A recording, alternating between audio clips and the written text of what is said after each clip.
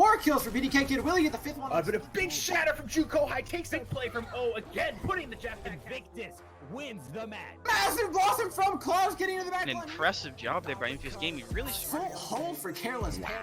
Alt F4 puts the close. Crimson picked up a 3rd. Can he get a 4th? First one will be rocking with the death blows. Pick up 1. And now we see the Shadow Sepulchre triage coming down with the death block. Got 3 on the point now, and inside. Holy Jalapenos just rolled straight. Freezing Maxis on the soldier. That's Karma's gonna take up this victory. The top block picks up 3. There will be illusion. Arise, finds 3 in the pipe against A full 6K for Shamanzi. Finding 4 with the death blossom. And now you better back down, cause I'm coming for you. Better back down, cause I'm coming for you. Better back down, cause I'm coming for you. Better back down, cause I'm coming for you.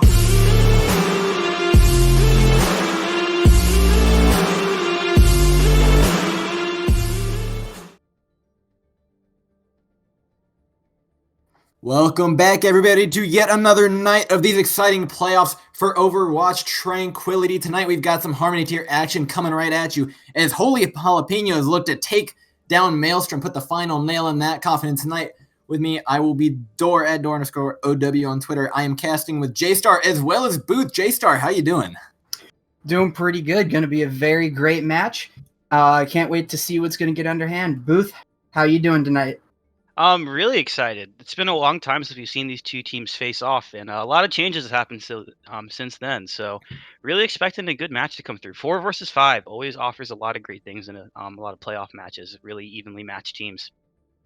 Yeah, at 11 and 14, both these teams tied right up in the standings, but Maelstrom looking a little bit shaky as of recent. Holy Jalapenos, we do not know what is inside of their bag of tricks. They have had 2 buys in the past couple weeks, and we haven't really gotten to see much of them. Jstar, what do you think they're going to be looking to do here against Maelstrom? So something that Holy Jalapenos need to do is they really need to enable the Mallard's May. He is an insanely good May player, and if they are able to enable him, then the rest of the team should be able to follow. Don't get me wrong, Johnny Robot, an amazing Doomfist, an amazing Reaper player, but if they want to win, I think they need to enable the Mallard mostly. Now, you're talking to me earlier about the schedule for Maelstrom, and really the game against Vitamin C, that 0-4, being a real turning point for them. What do you think is going on in their minds right now as they near what could possibly be their last game, and they really need to hold on here? You know, when a team is backed up into a corner like they are, they're going to come out swinging with everything they have. And that's the mindset that I think Maelstrom needs to come out with, because they've only won 1 game out of the past 4 games that they've played. So in order for them to get over that hump, they have to come in with the mentality that we're going to put it all out on the line, and win or lose, we put everything out there. Yeah, I know you were talking to me earlier about this lineup. Triage, of course, insane on a lot of these hit scan DPS, so some of these maps in the pool not going to be looking too hot, especially things like the Lijiang Tower, like that Temple of Anubis, where the sightlines are so long. But Holy Jalapenos here have the first map pick, and they're going to be taking it to Nepal, where those hit scan are maybe a little bit less impactful, and it's more about the tank play here. So do you want to tell me a little bit about these tank lineups? Crispy and Mountainfall are both insanely good tank players, and they are definitely going to be pulling some huge weight for Maelstrom tonight. And I cannot wait to see what the carry potential that they are able to have for tonight. All right. And of course, again, our number 4 seed versus our number 5 seed. We have an incredible match about to come up for you as we get right into Nepal. The first map will be, I believe it's called Sanctum. What do you think these teams looked around? Of course, a lot of Orisa Sigma very prominent on this map, but as of recent, we've seen a few wonky strats be able to be played, especially in the way of DPS. You know, on this map, I'm thinking that both sides are probably going to run out on a mere May Reaper DPS line, because the team that's able to hold off in the little room down to the bottom left of point will be able to control the game. Simply as that. And Mallard, once again, an amazing May player, and I think this is playing right into their strengths. Now loading in, we're seeing the hero picks already. An exciting first match is Crispy and Mountainfall on a Winston Hammond, and all of a sudden on the opposite end of the map, we get Bethcon on Sigma and Torb only on the Orisa, so a completely different tank matchup than we may be used to. So long as Crispy and Mountainfall stick to it, but with 10 seconds left, it looks like they're going to want to do it. How exactly do they want to play here? So from the side of Maelstrom, they want to get in and get out as quickly as possible. They're kind of relying on Mountainfall to get some boop kills right off the bat and make sure that Iconic stays up in the air and enable him to do his thing. While on the side of the Jalapenos, they are playing for kind of the longer game here. They have more poke and they have more damage, so it's definitely going to be interesting. Jalapenos setting themselves up inside this tiny hallway. It's going to be extremely difficult to dive, but if they can break that shield, Iconic splash damage from afar could be huge. But the question is, will they be able to maintain point pressure? But Mountainfall going down certainly means that the sustainability from Maelstrom is going to be significantly lowered, as the shield is going to be able to hold on a point. The concussion blast not going to be knocking anybody out of this, and the first tick goes over to Jalapenos. So something that I saw in that fight was that the Mallard is rolling out on the McCree, one of his stronger heroes, and the McCree is definitely going to be able to help shut down this dive comp. Honestly, I think this McCree Reaper is exactly what they want going into it. Is Johnny Robot taking out Iconic from very far away, I believe. Triage the trading right back on a Torb only, going to break that Orisa Sigma comp maybe a little bit more open. Bethcon, though, gets the purple, and the Hazard from Triage will be putting in all sorts of damage onto her. Mallard going down on top of that, and the dive is successful here from Maelstrom. Absolutely. That anti-nade from Reach was absolutely huge. That helped Maelstrom cap that fight out.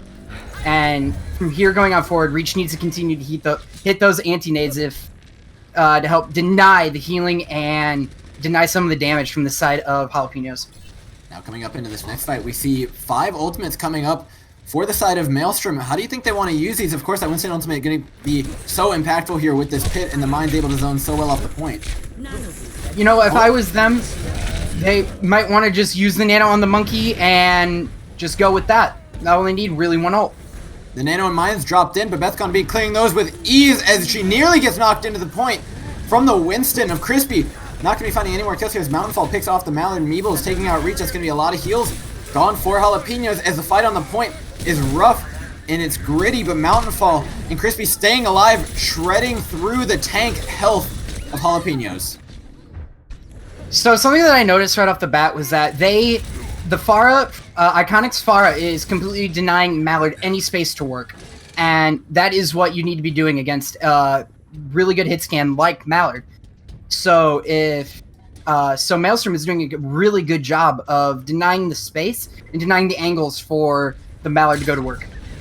I like the setup the Maelstrom are bringing up here. They've really surrounded this point. They surrounded the entrance, and now they can just reposition to get set up for the dive onto this low ground. And of course, they are sitting on top of 2 fairly high damage ultimates that they could decide to use in coercion with one another. As the Dragon and the Barrage are both dropped on top of the fight, and finding 3 kills will be Iconic on the Pharah. Has been making a massive impact this entire match, and yet again in that fight. Yeah, I agree. Personally, I think they over-ulted from the side of Maelstrom because now they have no DPS ults going into this final fight. But I think what their plan is to just try to deny them from getting in, period. So, was it the right call? Maybe. The point taken down. Bethcon's gonna be the man girl to touch. Goes down with the Gravitic Flux, dropping only 1 player. The Mind's on point will look to control it as Bethcon trying to take as much of this damage as he can, but the kills are turning up red. 3-2 here. The point left kept alive for Maelstrom, and it ticks down. Only 1 member left for Holy Jalapenos. The ball trying to roll onto the point. Meebles, though, the Lucio desperately trying to hold on his last stand on heals, but he'll get taken out by the Bionic Nade of Reach in the overtime. Ticks over. Point 1 goes to Maelstrom. Maelstrom executed that dive perfectly. They did exactly what they needed to do. They cut down the space. They made it hard for Jalapenos to get anything done, and they simply just split the team in half and picked off with what they needed to pick off. Yeah, I think Triage, Crispy, and Reach were 3 of the most impactful players there. Crispy, of course, creating so much airspace for his Pharah to take advantage of, even in the smaller room that Sanctum has to offer. And Reach, of course, landing a few absolutely massive purples. But this map going to be looking maybe a little bit more standard, as we see Rhines on either side, and of course the May Reaper on Village being so potent. But the Sigma's an interesting difference. What do you think they're looking to do with it? I think they're looking for a little more barrier presence with the Sigma and the potential to deny ultimates with this.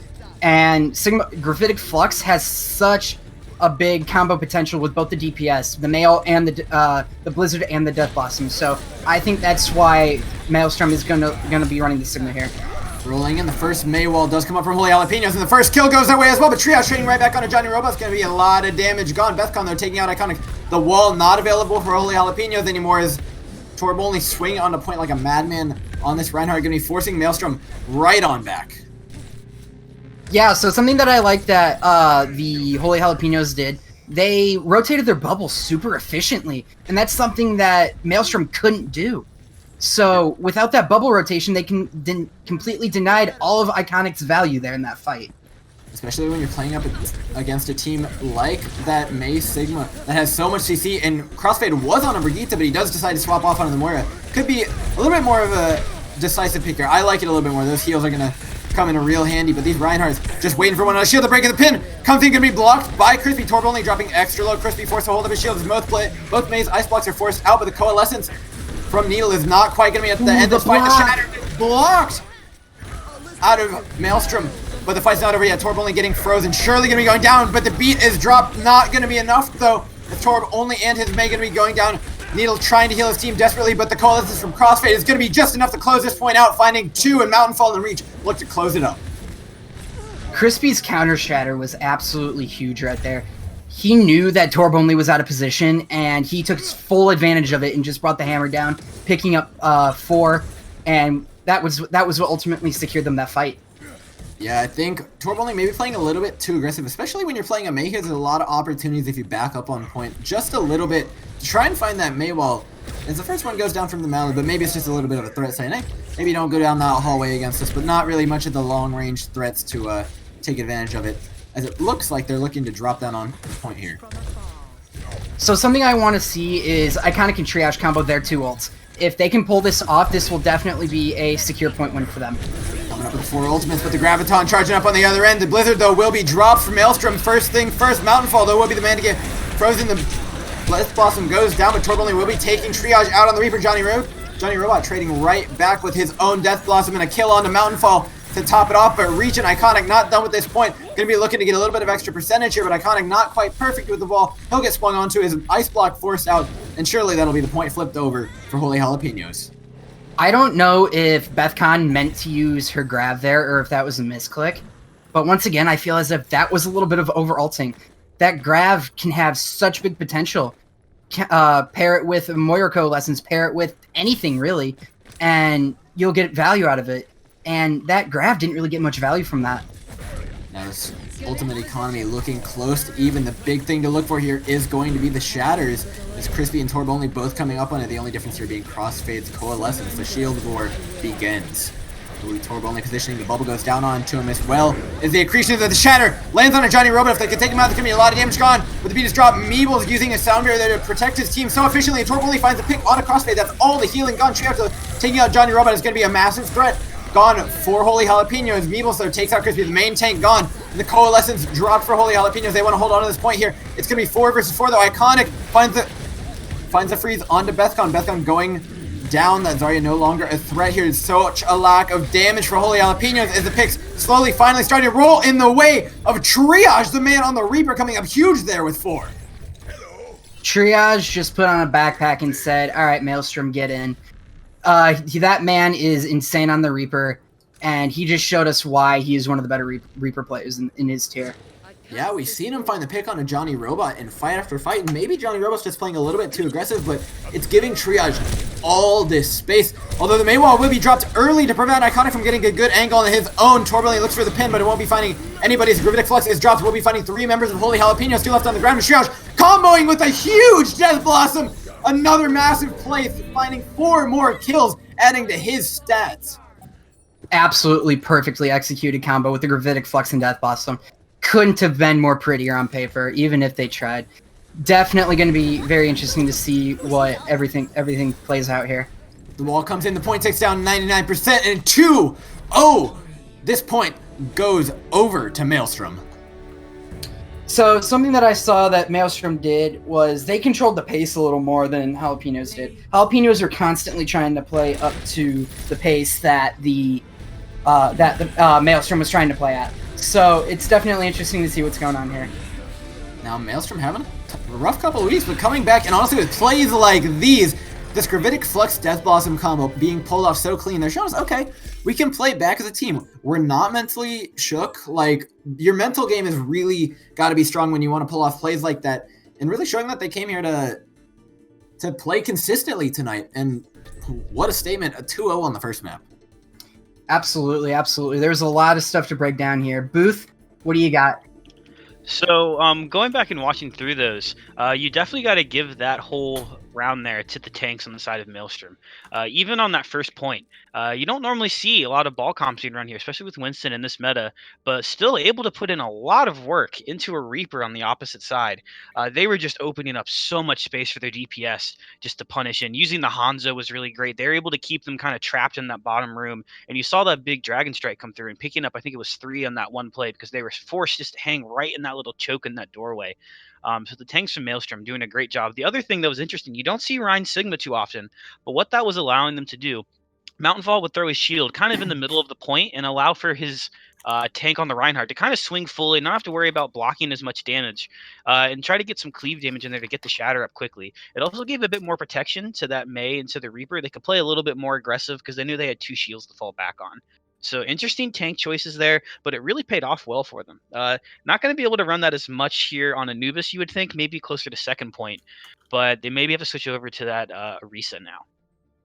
Yeah, of course, we haven't gotten to see Maelstrom on this Orisa so far, but Crispy has been looking absolutely clean. He's been creating so much space for his team along with his off-tank, and I think Iconic and Triage have been doing a fantastic job of taking advantage of it. Honestly, every player from Maelstrom tonight looking on point, but Temple of Anubis, you said it means some Orisa play for us, but what else do you think it's going to mean? Obviously, we saw some Bastion comps played here last night to some or less success, but I think these are 2 completely different teams to what we saw last night. What do you think they're going to look to run, Booth?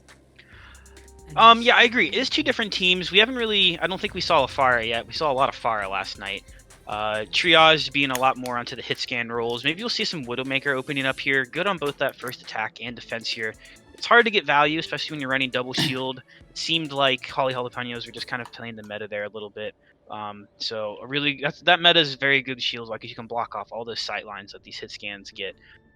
Maybe we'll see some Bastion coming out here. It just seems like that's a really hard thing to break on a lot of their bunkers. I know in the pre-match questionnaire filled out, Holy Jalapenos were saying that I think their bunker is one of their strongest comps to run here, and definitely not a bad map for them to be running this bunker on. And yeah, it looks like starting off there with the Bastion and with the Junkrat. Definitely a bunker kind of pick there. As much as they do have a notable bunker, I think it's an interesting map pick. Of course, the other options being Hanamura and Volskaya Industries. Playing into a player like Triage who can be such a threat on the hit scan, I think Temple of Anubis is honestly a ballsy pick here. They must have a lot of belief in this Bastion protect composition. But I think my favorite pick here is going to be Johnny Robot on the Junkrat. It's been a pick I've been seeing a lot lately, and honestly, here on Temple of Anubis, it's pretty potent. What do you think, Jstar? The J's silly, what can I say? Lays down a lot of damage and is able to completely obliterate any shields or anybody that crosses its path. I really think that this Junkrat is going to make the dividends in this map for the side of Holy Jalapenos. Now, no spy checking will be going on. Triage getting to push a little bit further than Holy Jalapenos might have wanted them to as the dive comes in. No players landing on the high ground. The tank's going to be forced here to sit just underneath where the Bastion can't see where Mallard is out of sight. But the point touch will come in. Triage putting a little bit of pressure, forcing Deathcon to drop. The dive comes in. The invulnerability field forced out. The tanks forced off the high ground as Triage goes down and the point pressure is relieved. So something from the side of Maelstrom that they really need to work on, or something that they really want to see, is get the hack off on the Bastion and just go in. Because once they're able to get that hack off, they can bait out key abilities, and once they're able to bait out the key abilities, that's when they have the advantage. Yeah, and Triage seemingly not taking your words of wisdom. He's going to set himself right back up on this high ground and set himself up for another point touch. It seems like it's a pretty well-practiced strat, but Mountainfall going down on the D.Va is near inexcusable here. That's going to be a massive time loss for them as they were already waiting for a good while to get this next fight going. That's unfortunate, losing your baby D.Va. But I mean, we do see the switch onto the Hammond, though, which I think is not necessarily as good of a pick as D.Va, but I'm going to be very interested. I might have to bite my words to see if Mountainfall can make value on this ball. It looks like they want to add 2 players at this point. They may have found out Triage, though, on this high ground. He's going to be looking for that hack. Like you mentioned, Crispy just waiting for his opportunity to dive. But honestly, I don't know what their win condition is here, unless it's going to be knocking people off the high ground. But Needle trying to jump right back up. He will get taken out before he's able to. Mountainfall traded right back onto that tank. Down is so huge here on 2 CP maps. Crispy stuck right underneath that balcony. The res tries to go down. Will he get stopped? No. Mountainfall getting res here, but the Mallard has his configuration tank. The Mallard has his configuration tank as Mountainfall is trying to hold on to this point with this hammer. Mallard finding the kill onto Iconic, and another one onto Mountainfall will be coming in from Bethcon. Torb only picking off Crispy, and of course that'll be yet another fight win, but the spawns are a little bit far here for Holy Jalapenos. So something that I like to see from the side of Holy Jalapenos is how they responded to getting pressured out like they did. They just said, okay, let's take a minute, reset ourselves here, and that's exactly what they did. And once they were able to reset, they were able to secure that fight win. Now I want to note, the EMP Dragon is up here, and Holy Jalapenos have stuck themselves in a corner. This is going to be a huge combo if they can pull it off correctly. Oh no, Johnny Robot gets slept with a massive sleep, and he will get taken out. The dive comes in, the EMP. Will it be combo? The window goes down. Mountainfall looking to slam on top of this Bastion. The Dragon comes in right on top of the invulnerability field. We'll be keeping everybody inside of this room alive. The Bastion gets to reposition here. The invulnerability field absolutely perfect out of Needle as the Mallet is going to start running through this tank line, but he will be going down. Reach getting just enough damage in onto him, and the invulnerability field going down. Torb getting purple here. He will not be able to be healed up by Needle or the Borg, as it's just supports in the Bastion left alive on the point. Desperately trying to come back will be Johnny Robot. Needs to find these kills as Ballard won't be the man to do it on the Bastion. The first point taken for Maelstrom. Reach. DPS Anna. Popping off there towards the end. Got some huge Nanties. Picked up a few kills in all honesty. And we do see a switch coming over from the side of Holy Jalapenos. So I do want to see Mallard try to deny those sight lines. Try to get a quick, easy wall so they can pick somebody off and just waste as much of Maelstrom's time as they can. Now you mentioned the Mallards May earlier tonight to me. Are there any key things I want to be looking for? Is he going to be playing a lot more defensive, or does he like to go for some proactive walls? In my opinion, from what I've seen and what I've heard, he likes to go for a little more proactive walls. He likes to enable his team to push up and play aggressive, because he enables Johnny Robot to do his thing when they have the advantage and are able to press. Yeah, Johnny Robot getting picked off real early there. Only 47% on this Junkrat ultimate, but a great wall by Mallard. Will be cutting off Iconic on the main, forcing out his wall. And the Great Flux goes in. Will be picking up 3 members of Maelstrom. Slam down, all on half health. They need to get these kills. They need to get them now. The heals coming in from the Moria of Reach. It's going to be absolutely huge as Crispy finds the pin on Torb only, but Johnny Robot taking out Triage. There's going to be a lot of the sustain gone for Maelstrom, swinging in, but it's not going to be enough as Holy Jalapenos looking to clean this one up. Once again, the Mallard showing what he can do on the May. Absolutely insane. Those 2 walls were able to cut off sightlines for any support that Maelstrom might have had to Iconic and Crispy. And those May walls are what ultimately won them that fight. Yeah, I like this Brigitte pick out of Needle. This point being a little bit smaller, and the fact that Maelstrom have to push on top of Holy Jalapenos. You don't really need as much the movement from Olucio, and so the Brig was able to really effectively peel Crispy off of her main tanks and keep her team alive. As the first wall comes in, they set up behind it. They're going to be looking to push on top with another May wall, really cutting 2 players of Maelstrom off. They're just going to be waiting for this push, but Iconic forced out of his abilities. He will be going down from the coalescence of the Bork. The fight going in, swinging on, but Torb only will be laying in the damage on this Orisa. The beat will be dropped, though, from Maelstrom. They want to win this fight. They want to hold on to it, but it doesn't look like it's going to be happening as the ultimate swing in the favor of Holy Jalapenos. Once again, the walls are coming in insanely clutch for the side of Holy Jalapenos. The Mallards playing the May to absolute perfection right now. And if I was Maelstrom right now, once somebody gets walled, either you have to try to bait the wall, or if somebody does unfortunately get walled, you got to just break it down. That's your only option at that point. Alright, pushing in very aggressively. A Sigma Shield using to put his Reinhardt in, but they're going to be deciding to wall off the May wall of their own. But the Blizzard dropped in onto 2 members, and it will be Crispy going down to his pin. Is blocked. Triage though finding the kill on Johnny Robot finally, but the Junkrat tire will be finding Mountainfall right back. All the kills still blue with 54 seconds left. This spells disaster for Maelstrom. That's that Orisa pull from Torb only was what set up the Mallard and enabled him to get that big Blizzard off. Torb only is pulling out some insanely good plays, whether it's fragging or setting his team up for combos, just like we just saw.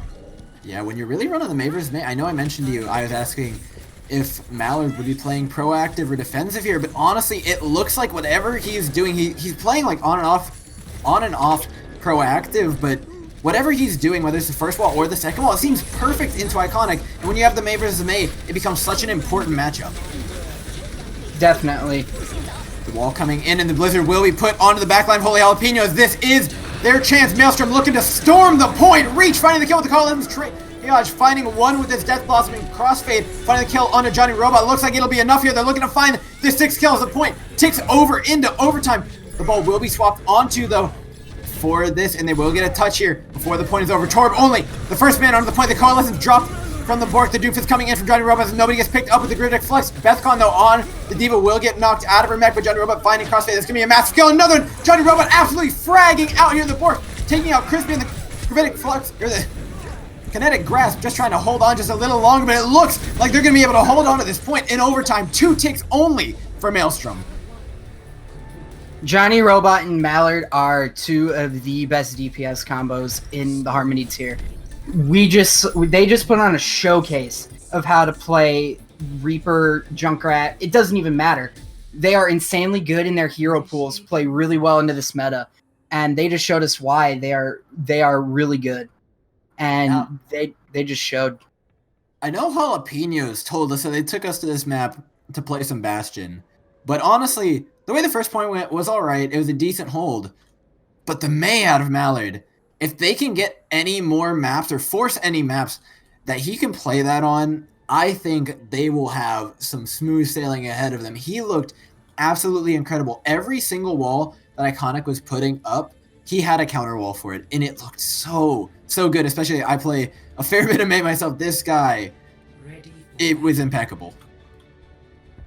Yeah, I agree. Something that we kind of overlook is how smart Mallard is on that May. And he knows the perfect places to put the walls, perfect counters to every wall that an enemy May might throw at him.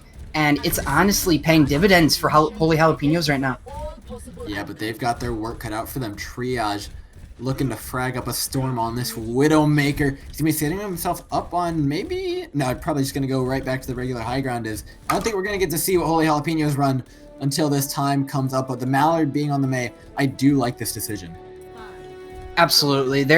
If I was Holy Jalapenos right now, I'd just try to keep enabling him on the May. Let him put in as much work as he possibly can. And that's what it looks like they're going to be trying to do. It's going to be a little bit tough, though, here, playing into that Widow Junkrat. I do like this composition. Not going to be relying on that Bastion. Not going to try to be as vulnerable as maybe they wanted them to be. Of course, the May Reaper, a pretty valuable counter into the Bastion. Torb only looking for a boop off, and Iconic will be the man to get found, but he gets knocked up, and he gets to mine himself back over because Torb only decided to slam onto him. An unfortunate mistake, but it will be Holy Jalapenos looking to push to point. It's going to be hard to sustain here, but the Maywall goes down. They get 1 tick. Triage being forced onto the other high ground, and Mountainfall could go down here if the Kinetic Grasp is not enough. But the Invulnerability Field going down, keeping it alive just a little bit longer, but they need to find these kills. Maelstrom slowly being forced into positions they do not want to be on. Iconic gets slammed onto, being taken extra low. Torbally going to be looking to finish off this kill, and he does get a Triage, though, trading right back on a Johnny Robot. Both teams lowering damage, but Triage on the Widow, on that signature hero. Looking to take out by Mallard, but it's too late here for Holy Jalapenos as they get help. Triage was able to get those 2 opening picks and enabled Maelstrom to take back that fight. And once he was able to get those few opening picks, Iconic and Mountainfall just picked up where he left off, and that was an insanely good retake and recontest from the side of Maelstrom.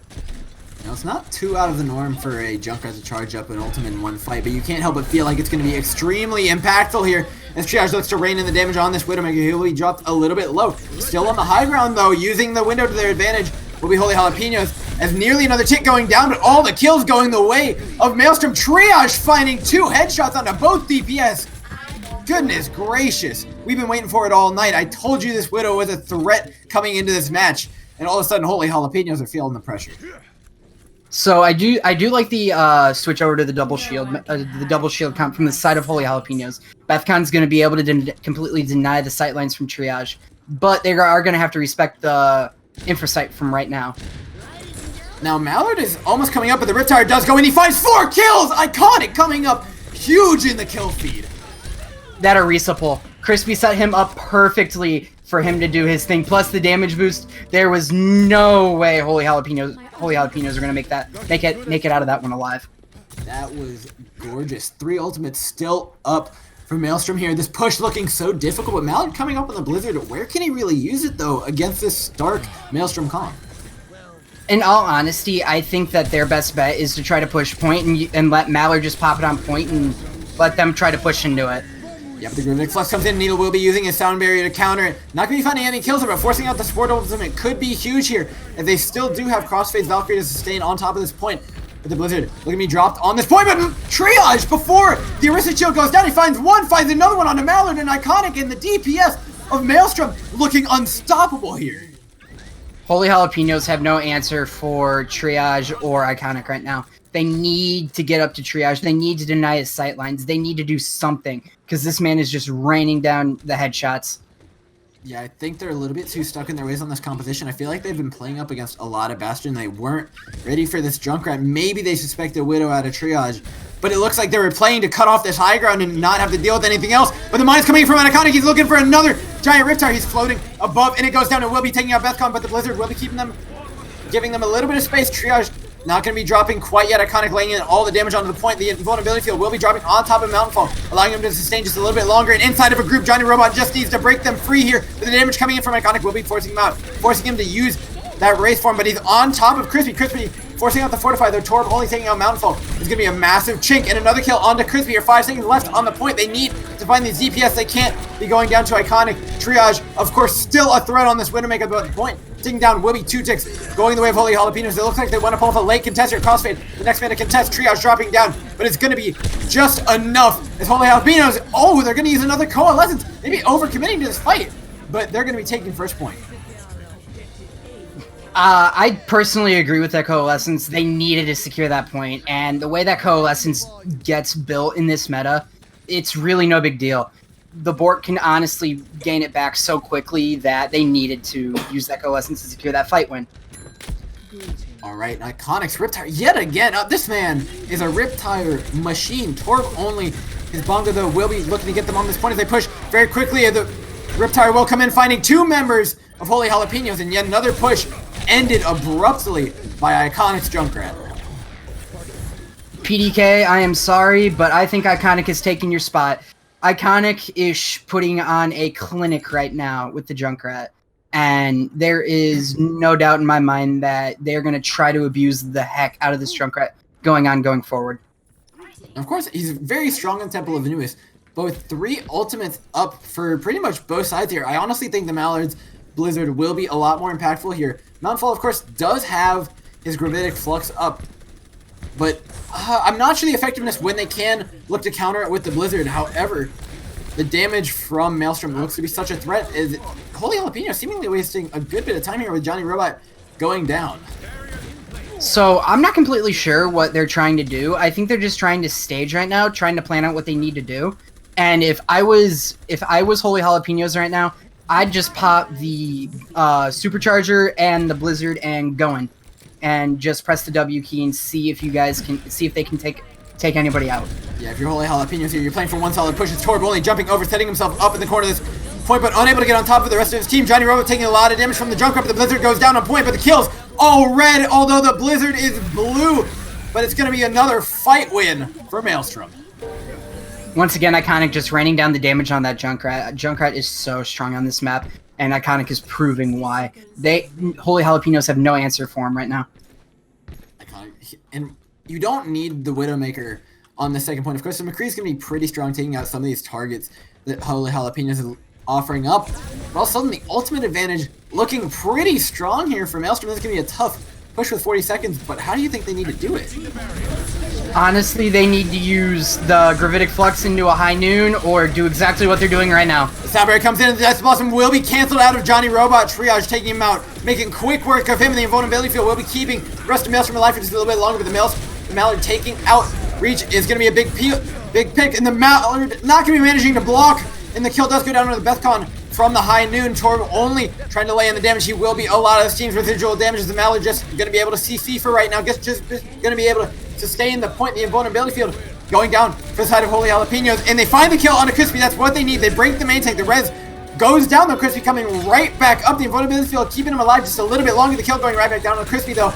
And the fight looking slightly better for Holy Jalapenos here, but Iconic's Riptire again! 2 more! Triage fragging out onto the Mallard. 3 members of Holy Jalapenos down in overtime.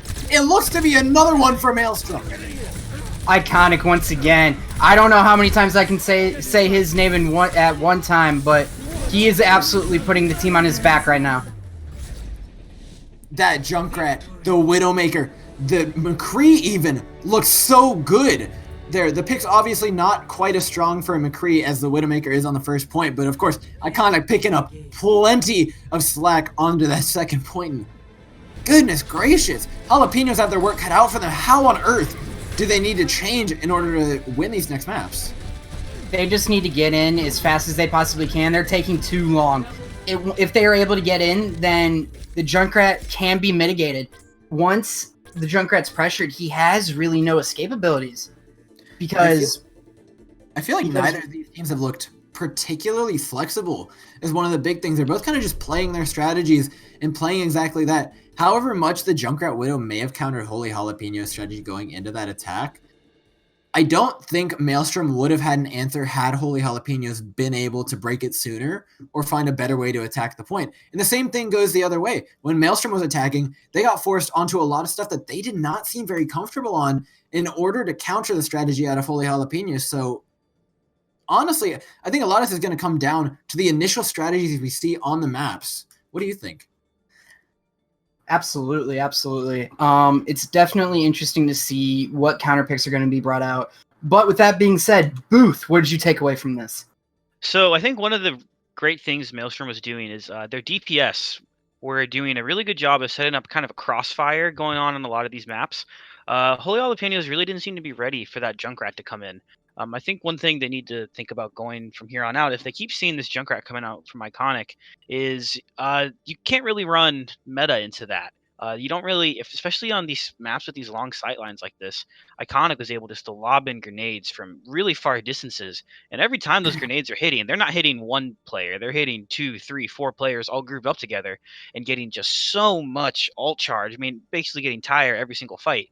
But the really good thing I think Maelstrom did there was that when Iconic was shooting in these grenades over the top, they couldn't just throw a shield up in the face, because then you had Triage's Widowmaker on the other side of the map shooting at a different angle. So you kind of had to pick your poison there. But I think if Jalapenos are going to get through that, you got to maybe start thinking about shifting up some of the heroes you're running.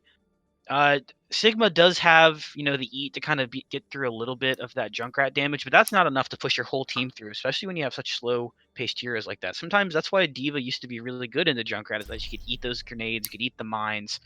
I'm not saying run D.Va, and it's not just because I'm a one-trick D.Va player that wants to see it played again, but maybe that's an okay pick on some maps like these. They're going to go to King's Row here for the next map. Definitely more linear. Some high ground, especially on this first point here, the Junkrat can take a little bit of advantage of, but that also opens that Junkrat up to a lot of sight lines here. So maybe DPS play going to come out from both teams if we're seeing something similar to that. We did see Jalapenos running some Rein Zarya. Definitely still a doable comp here. Double shield still going to be pretty prevalent. Bunker very strong on first point defense here. But I really think they just got to start focusing on the damage here from Maelstrom. I was talking about the tanks being kind of the X factor for them, but this DPS has really been setting them apart here.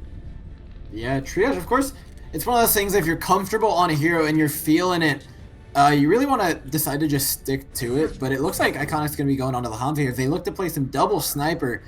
And honestly, they've just been playing some absolutely exciting DPS combos. So I feel like we need to see more out of Johnny Robot. Has got to be the underperformer for me for Holy Jalapenos here.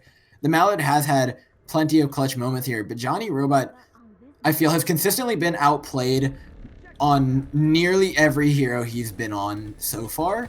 And whether it's by a little or a lot, it has made a big impact on the game. But I do think King's Row is a smart pick here, as Mallard's Maywalls can come in absolutely huge. Absolutely, I totally agree with the King's Row pick, because once again, if I were the Holy Jalapenos, I'd just try to enable Mallard to no end, and that's what they're going to try to do here. Yeah, it will be Johnny Robot versus the... Oh my goodness, Iconic taking out Mallard. Nice and early, though. with that Hanzo. This double sniper, again, looking so potent, absolutely electrifying, one might say. Torb only swinging onto Crispy, though. 5v6 on the point. The Widowmaker, though, of Triage has full reign of these sightlines. It's going to be so hard for Holy Jalapenos to retake here. But Torb only just trying to get a bit of ult charge here. The Reinhardts both getting up to about 50%. As the point ticks over, one tick gone.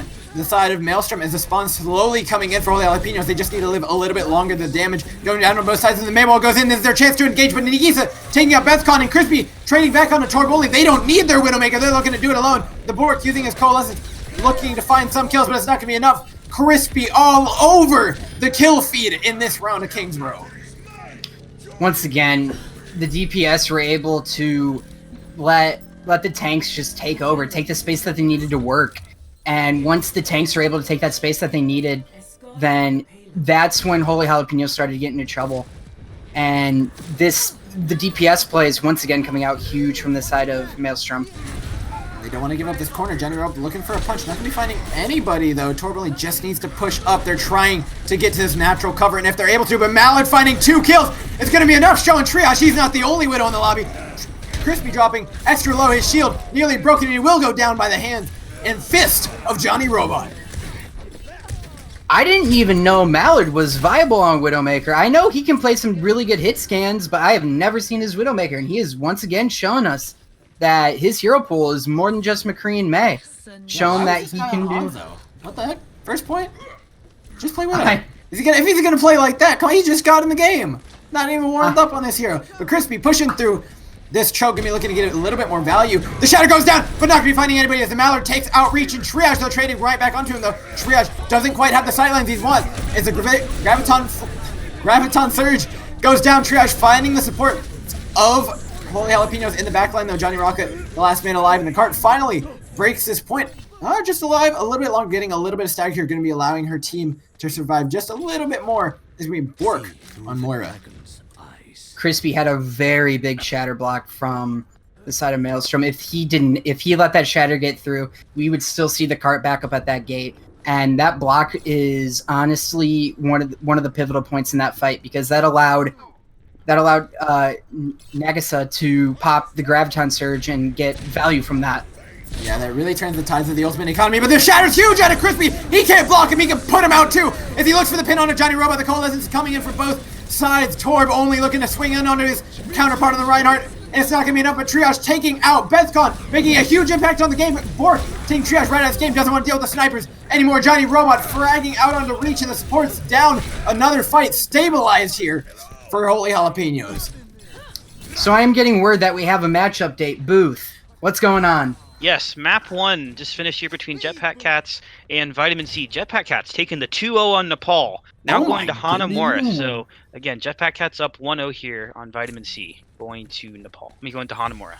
Jetpack Cats looking a little scary right now, but so is this competition coming out of Holy Jalapenos. They're running something they haven't seen yet, and they're looking absolutely hot on it.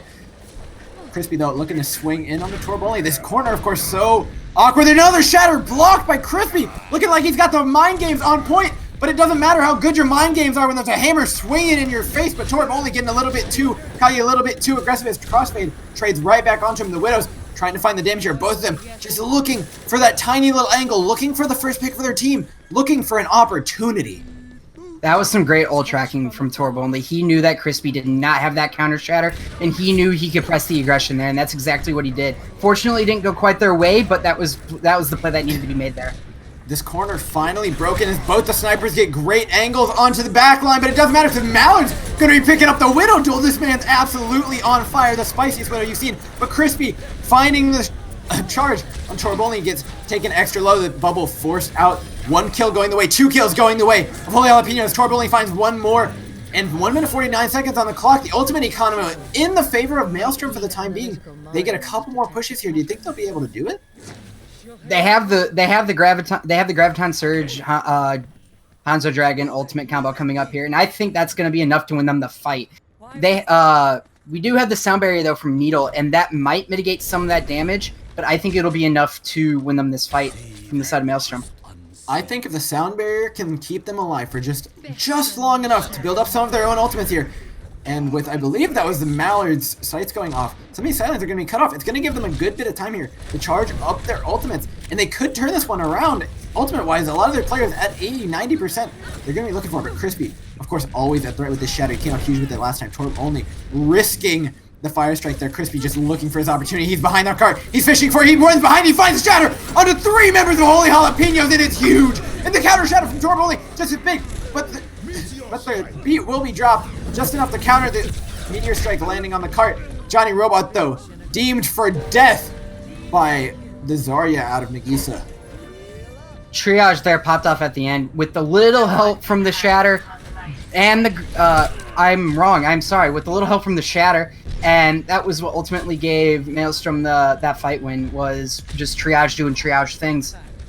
Now, one of the biggest things here I want to point out is the Hanzo can be so scary on this last point. These high grounds are so good for him. He can get up and down so efficiently. And the sight's coming in for Triage just now going down. Crispy, though, another corner for him to play around, but it doesn't matter because of Graviton Surge and the Dragon coming out. The beat is dropped, though, and he will go down into the hole. Crispy somehow finding a pin onto him in the middle of that, but the frags turning right back around, going the way of Holy Jalapenos, the Bork, with a massive coalescence to allow his team to push further and further forward. That coalescence really enabled the side of Holy Jalapenos to do what they wanted to do and push the aggression there. And the Mallard once again picking up a huge pick, and once again just enabled them to press the W button, play aggressive into Maelstrom, and Maelstrom just had to back up. Now I've highlighted it once, I'll highlight it again. Crispy and Torb only both coming up on their shatters, and Torb only needs to pull this one off. He needs to get a block in, but these speed shatters that Crossfade and Crispy have been pulling off, they've been running straight past his Reinhardt shield, completely ignoring him, giving him no chance, but he needs to try and find the counter shatter here. Absolutely. The shatters are going to pay dividends in this fight, but ooh, Mallard does get picked off early. Mallard going down, Iconic finding another one onto the Bork, though. The kills are absolutely massive, but the shatter finally going to be blocked. Crispy looks for another one. He's swinging onto Bethcon, but the kill is still red in the feed. And Maelstrom going absolutely huge here. Another fight. They push towards the end. They will be able to get spawns in from the side of Holy Jalapenos. They're just waiting for their opportunity. The Mallard will be first made a TP, but the TP misses!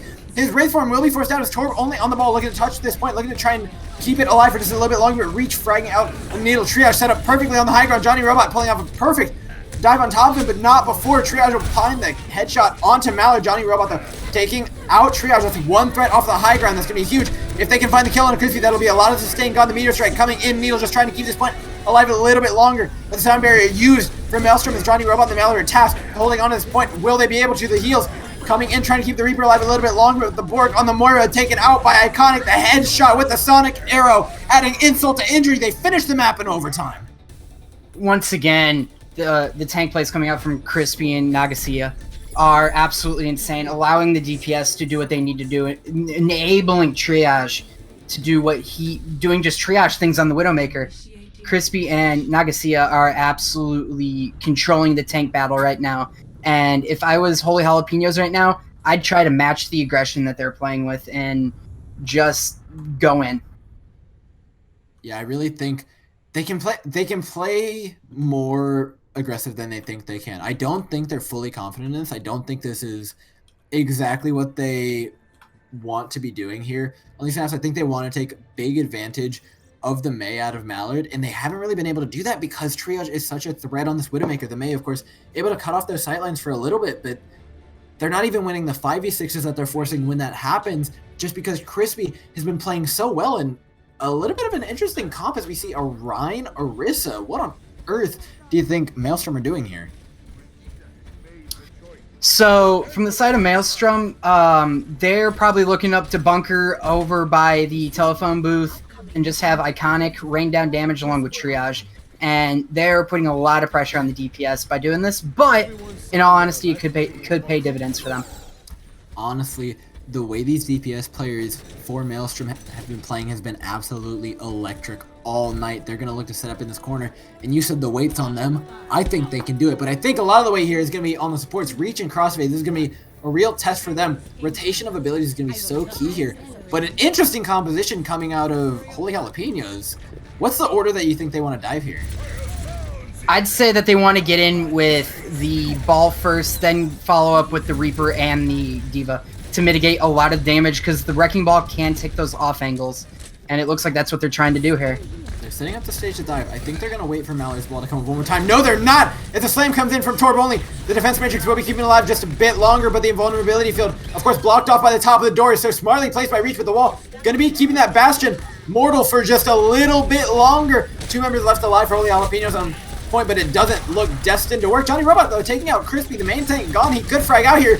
Him and Needle staying alive for way longer than they should be able to. Triage taking tons of damage, he's forced to heal, and the invulnerability field coming out. Finally, the cooldown coming up just in time to stop this point from being taken. I think that immortality field being used by Reach is gonna honestly be not very good for the side of Maelstrom, because that allows Holy Jalapenos to just go in like they are now.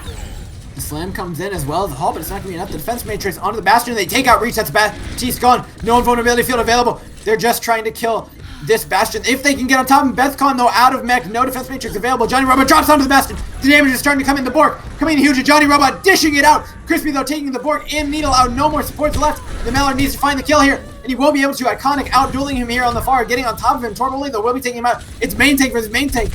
As the invulnerability field flies through the window, going absolutely nowhere. He's off the point. The revives coming in here for the side of Holy Jalapenos. They will get point control on this Bastion. Won't be able to set up again. Reach and Crispy going down, and they might even get to push through this choke for free here, but they look to reset. The Rez looks to come in, but it won't be. It will be canceled by Torb only. Bethcon finding the last little bits of kills, and they will get to push through this choke for free, which is absolutely huge. Triage used his configuration tank. Is he going to be switching? Yes, he will be switching. Okay. I was about to say that configuration tank right there was not what they needed. But after seeing the switch, that was completely okay to try to get that recontest. But the ult advantage, though, Holy Jalapenos are looking pretty good right now with the ult advantage. They have everything coming up, really, except Bethcon's self-destruct. Now, I'm honestly not exactly sure. No, they do have the defense matrix to counter this barrage, but Iconic is going to be in massive that. He could be playing around any one of these rooftops, but they might even get 2 corners out of this somehow. Maelstrom not setting up, but the sites might even force him back a little bit further.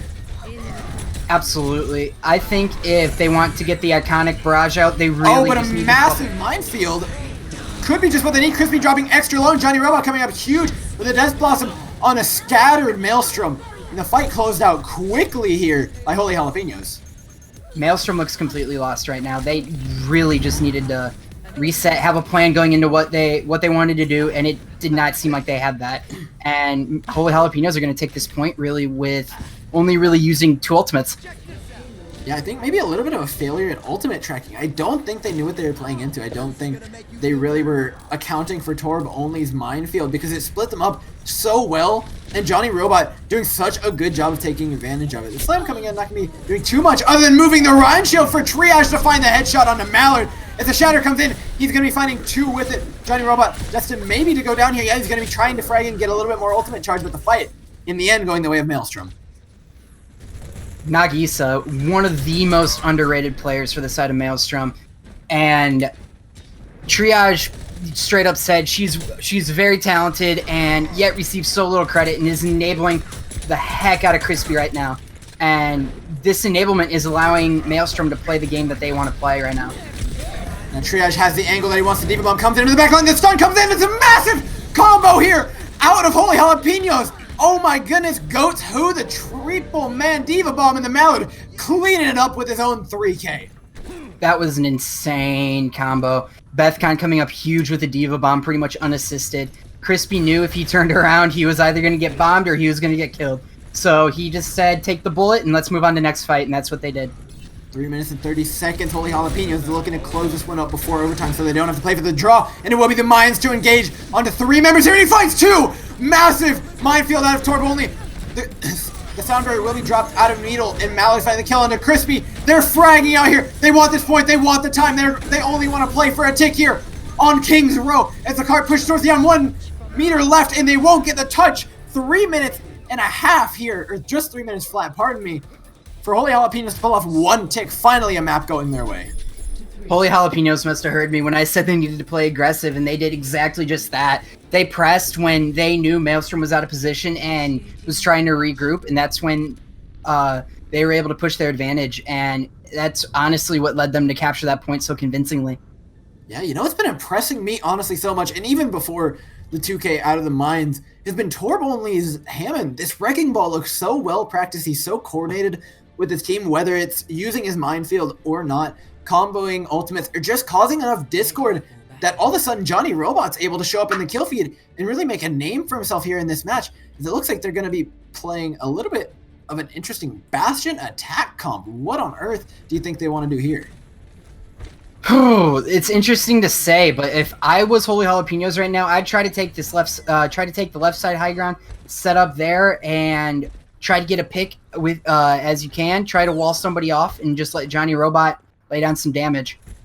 Yeah, I feel like every time we turn around, these teams are coming out with a different composition, but it looks like the tried and true Bastion is going to be the answer that Maelstrom have to offer, but 3 minutes on the clock.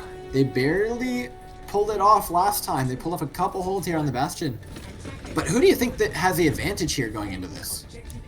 I definitely think Maelstrom has the advantage going into this because they have a lot more range with Iconic on the Pharah compared to the Mallard on the May. So I definitely think Maelstrom has the advantage going into this one. 3 minutes for a full hold, not totally undoable here, but this May wall offers a lot of opportunities. Of course, they only need one tick, and it looks like the fight's just about to start. The Mallard will be dropping the wall here soon enough. The invulnerability throw forced out though from both teams, but the one coming out of Holy Jalapenos looking just a little bit more invulnerable, if you will. That's gone laying in the damage. Both Sigma's just a shield more here, but the window first up here for Holy Jalapenos. They look to put in the damage, but Iconic is laying it in, but Johnny Robot finds 3 through the window of Needle. It's going to be enough here. The point coming in, but Iconic has the barrage. The invulnerability field not going to be able to keep him alive. There's just supports here for the side of Maelstrom. Looking like they want to close out the map, though. As Holy Jalapenos, a window too little, too late. Not in time for it. Johnny Robot tears through your whole team. They knew what they had to play for. They knew they had to play for either a Baptiste ultimate like they did or a Supercharger. And once they were able to get the damage boosted ultimates out, then they just pushed their advantage, and that's what ultimately led them to take that. I love everything Holy Jalapenos did. In the middle of a match, they've managed to change their strategy. We see teams do it all the time during halftime. Their coordination will increase, their aggression will increase, and the appropriate changes need to be made. But seemingly in between pushes, Holy Jalapenos turning up the heat, turning up the Scoville units, if you will, ready to go into halftime with plenty of momentum. Absolutely, absolutely. Booth, my man. There's a lot of breakdown from here, but what would you take away from this? Yeah, before I get into that, I do want to also mention first Undead Batteries and Karma game update coming from there. We have Karma taking the win on Ilios, up now 1-0 in the series, going to Volskaya there for their second map. Quick breakdown of that. I think Spoderman, the coach over in Holy Jalapenos, did a fantastic job calling that attack there for them. They're expecting that pharmacy to come out there with the bunker again, and the one thing you do when you run that pharmacy is you're giving up a lot of the sustain and damage to be centralized around your bastion. They're trying to run that crossfire that I was talking about earlier on Temple of Anubis, and that limits some of the resources there for the bastion. That May's job is totally there to help support their bastion and give them basically a whole nother shield to let the bastion fire through. And that was the perfect counter to that. They just shredded through the 4-man bunker that Maelstrom had. So great job there from Holy Jalapenos to take that last on Kings Row. Of course, Holy Jalapenos doing a fantastic job here on Kings Row, showing us we've got one hell of a long road ahead of us heading into the second half. But of course, after map 3, we will need a little bit of a water break just so everybody can go and reset. And I think that'll play into really both these teams' favors as we take a little bit of a 10-minute break.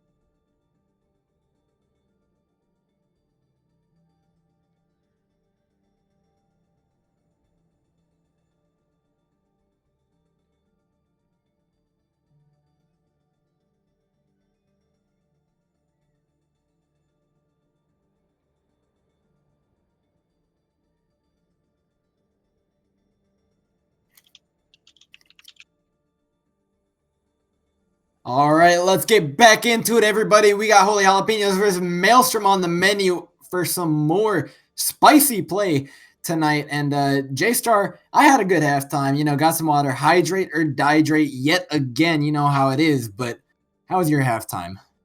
It's pretty nice. Pretty nice. Was able to go use the restroom for a minute there and get back, get some water, ready to get back into the action. Booth, I hear you have a update in the Discord tier. What's going on, my friend? Yes, so the Meteors game against Prodigious is still going on, but at the moment, Infius and Commit taking the first map on Ilios, winning 2-1, heading to Hanamura for map 2. That's not the most unexpected of outcomes. However, 2-1 is not the worst outcome for Infius. I think they might just have a little bit of hope in that matchup. Of course, if this one ends just a little bit early, we could be heading over to see any of the matchups happening tonight that are going on parallel to this one. Of course, this one started a little bit early, so I think there's a pretty good chance we get to see that, unless this one goes to 7 maps, which the way it's been going and the way Holy Jalapenos have started to turn things around, it's looking like it might just go to it. But during halftime, who do you think got the biggest boost from a 10-minute break, Jstar? My opinion, it's honestly the Peños. They went into halftime feeling good. They were able to they were able to play really well in Kings Row, and I think this halftime is just an even bigger morale booster for them. Yeah, I might have given Maelstrom a bit of time to reset, but I think the way Holy Jalapenos were rolling, it looked like they were only getting better. They're going to lock in a Bastion Widowmaker, though, for Maelstrom. Interesting way to attack here. No, I'm going to swap onto a Sombra. This might not be what we end up seeing, but a Mercy plus a Baptiste will almost certainly spell a Bastion play. And coming out of the other side, playing some dive, we have Holy Jalapenos looking to up the aggression yet again. Yeah, absolutely. I think the dive as we saw in Kings Row is really strong for the side of Holy Jalapenos. But against the Bastion, though, Winston doesn't really do much. Winston is pretty well countered by Bastion, so... And hold on, we do have to make a quick pause. I think it's just a couple of spectator changes. A couple of people getting kicked out from a very unfortunate bug we've been experiencing as of late. But this Winston Diva, a bit of an old school dive. I'll get your opinion, Booth. While we're here, what do you think of this lineup? I love it. First off, I miss it sometimes. That sometimes you've always kind of seen that a little bit here. That high ground there on that first point, pretty hard to take advantage of. But Winston Diva, I kind of like it here. We have seen a lot of Torb only running the Hammond here. I think Hammond might be a better choice. They've done a good job just trying to cause disruption with that Hammond, just maybe even knocking someone off the high ground and then being able to dive it with the rest of their team. But I definitely don't mind the Winston play here. Yeah, Triage going to be going on to that signature Widowmaker, looking to make his mark on this match, looking to close it out. Of course, the Bastion's scary, but you never know what Triage is about to do as all of Holy Jalapenos set up on the high ground. They are forced out, though, from Mountainfall on the Sigma, forcing them out back, making bad rotation. And a massive punch from Johnny Robot, though. Not be finding anybody as Triage and Mountainfall instead, fragging out Iconic, laying in the damage onto the tanks of Holy Jalapenos, and this dive completely shut down. Triage once again was just able to go ham on the Widowmaker and enabled Maelstrom to get the cleanup kills that they needed. Once they lost Torb only and Bethcon, it made it so much easier for them to just clean that up. And if this is what we're going to see, it's just going to be a rinse and repeat for Maelstrom.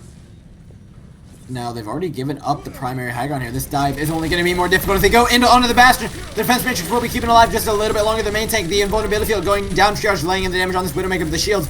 So much trying to lay in the damage through them, though, will be Torb only. But he goes down to Iconic. The Bastion running through the team of Holy Jalapenos, trying to put in this damage. Triage finding the headshot on the Mallard, though, surely spells the end of this point for Holy Jalapenos. If I'm Holy Jalapenos right now, I'd switch off to the dive, go back to the double barrier comp, because this is not working for them. The double barrier allows so much denial of the Bastion with the Sigma kinetic grasp and his barrier, and the Orisa Fortify allows the Orisa to lay in so much more damage and keep her up for longer. So if I were Holy Jalapenos, that's what I'd do right now. And they decide to stick onto it. They decide that they're coming up on too many ultimates to give them up. And honestly, I think going into this point, it's not the worst idea. They were already set up, and the dive comes in. It's a little bit slow, though. The ultimate will be used from Torb only. He will get knocked out by an accretion. But the kills starting to roll in here. The damage is huge, but Iconic, the first man to break the composition, fighting two with his transformation tank. Mallard going down along with the Bork.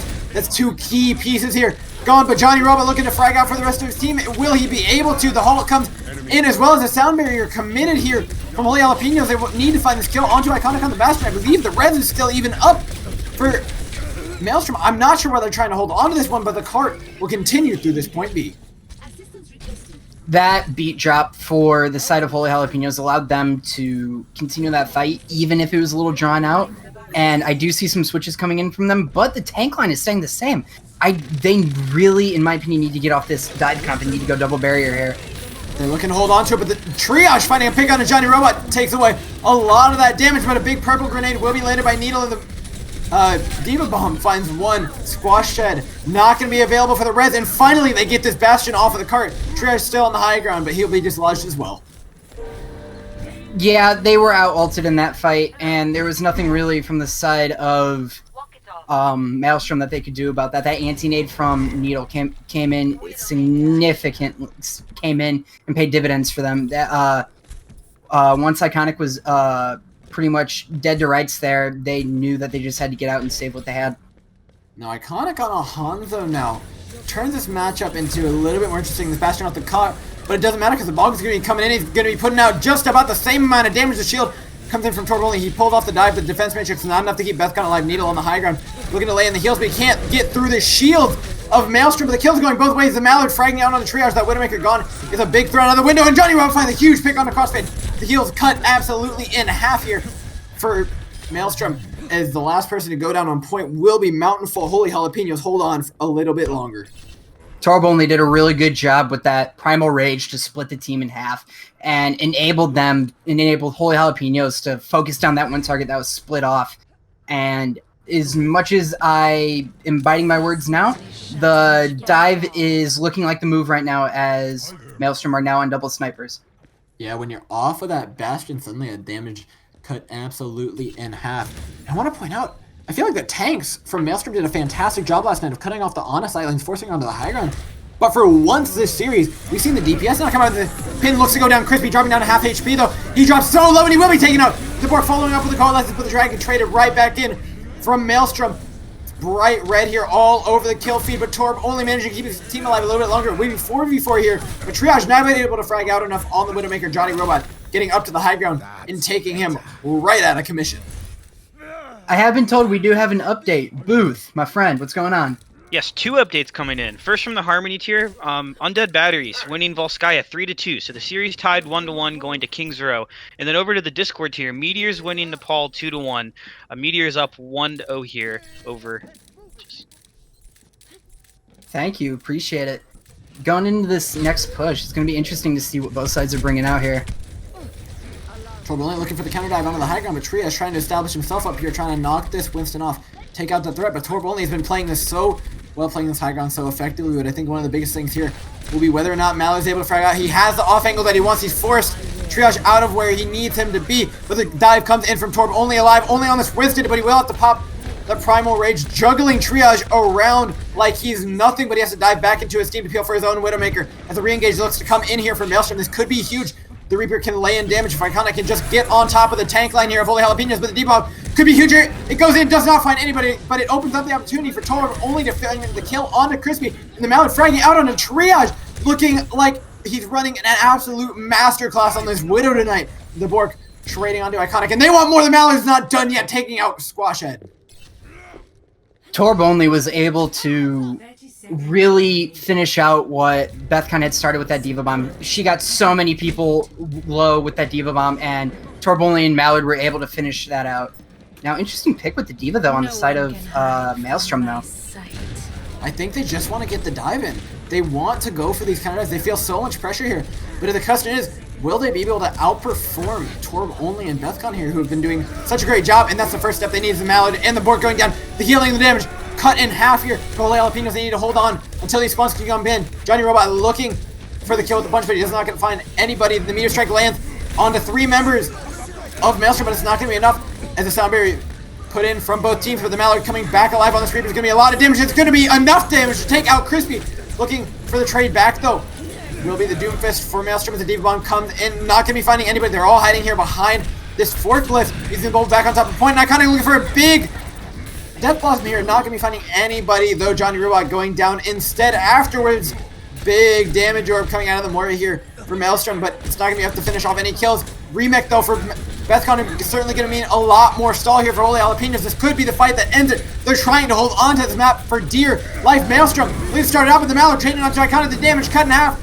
The meteor strike coming in from Triage. He needs to find a kill. The Diva Bomb traded right back in. It's going to force him out of position. The coalescence is going to be huge. And the death, the Diva Bomb from Bethcon, even bigger. Torb only taking advantage of the opportunity. Mountainfall, the last man left alive on point for Holy Jalapenos. It looks like it's going to end here at point B. Wow, Bethcon coming in clutch with that Diva Bomb, getting them just the right amount of picks that they needed to get, and ultimately led them to finish out that point. I think what Mountainfall and Crispy were trying to do with that Ryan Diva was play for the Shatter Bomb. The old GOAT special is many people like to call it. But there was none of it because Crispy was either getting dove or he had to keep his shield up to protect his team from the Mallard, just raining down damage with the Widow. I feel like these past two games, first it was the DPS we saw really turn up, especially on King's Row for Holy Jalapenos. But this map, it's really felt like the tanks. Bethcon and Torb only have looked absolutely dominant. And the way the first two maps have went, you would think that was the least likely matchup to turn around. But what's the big difference here? Of course they're running dive, but they just look more coordinated. Yeah, they definitely look more coordinated. They look like they're playing together more. They definitely look like a more well-oiled machine. And they are, once again, going for the dive comp. They want to play aggressive. And I think this is the way that they know how to play aggressive, is just by running the dive and letting the tanks get in there, play almost as if a comfort pick almost, and letting Johnny Robot and Mallard follow up with whatever the tanks are able to do with this. I like this out of Torb only. We get to see him on the hamster ball yet again. That wrecking ball, that Hammond has been so good. And it's going to have a great effect here. Knocking people off the high grounds, if he can get around unforeseen, is going to be the real question.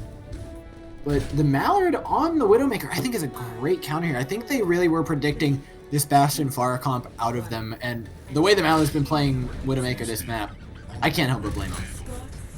Maelstrom is definitely respecting the sightlines of Mallard, and they might be respecting a little bit too much. As much as the Mallard is doing a lot, he is having to reposition quite a bit, though, because he is getting pressured out quite a bit, and we just saw it there. So the point push is forward for free. Torb only looking for the slam off of the high ground, trying to knock some of these members off, and he will knock all the members off. They're forced to drop now. The Bastion needs to set up into this server room. The Mallard raining in the damage, and Triage has to get on top of him on this. Pardon me. Iconic needs to get on top of him with the far, but Torb only going into a small room will be taken down. The cart all of a sudden at a standstill here, looking in favor of Maelstrom's Iconic, fragging out here, finding 2 kills for the side of Maelstrom. It will be Holy Jalapenos forced back. something that I really would like to see is Maelstrom kind of move away from this pinned up position that they're in. Yes, they have the server room to move into, but once Torb only gets his minefield, it's going to be such big denial that they're going to really have nowhere to go except to play right into where Holy Jalapenos wants them. Yeah, Torb only coming up on 69% here. Rolling around on this ball. I'm not sure where he wants to knock these people around, but it will be the mines that are going to be the key factor here. The Mountain making that swap onto the McCree from the Widowmaker. I do like this, but the question is, will he be able to perform just as well on it as Iconic's going to be looking here? He's searching for the brush. He's on the backside, but Mountainfall finding the first pick as well as Triage, and just getting grinded out is the Holy Jalapenos. Not getting anywhere near this Bastion composition. Holy Jalapenos are playing for their ultimates right now. They know that they have Torb Only's ultimate. They know they have Coalescence.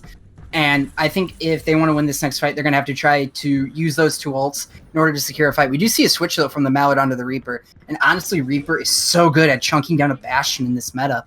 And I honestly think that's a better pick there than the McCree. And just pretty much they're saying, we just want to ignore the Pharah. Oh my gosh, Johnny Robot taking out Squash down on the high ground. He finds him, and Iconic trying to hide out. No more barrage available. The dive comes in onto the Bastion. Triage dropping so low. The minefield comes in onto the backline here of Maelstrom, and everything going wrong there. Pharah found out, and their composition dismantled.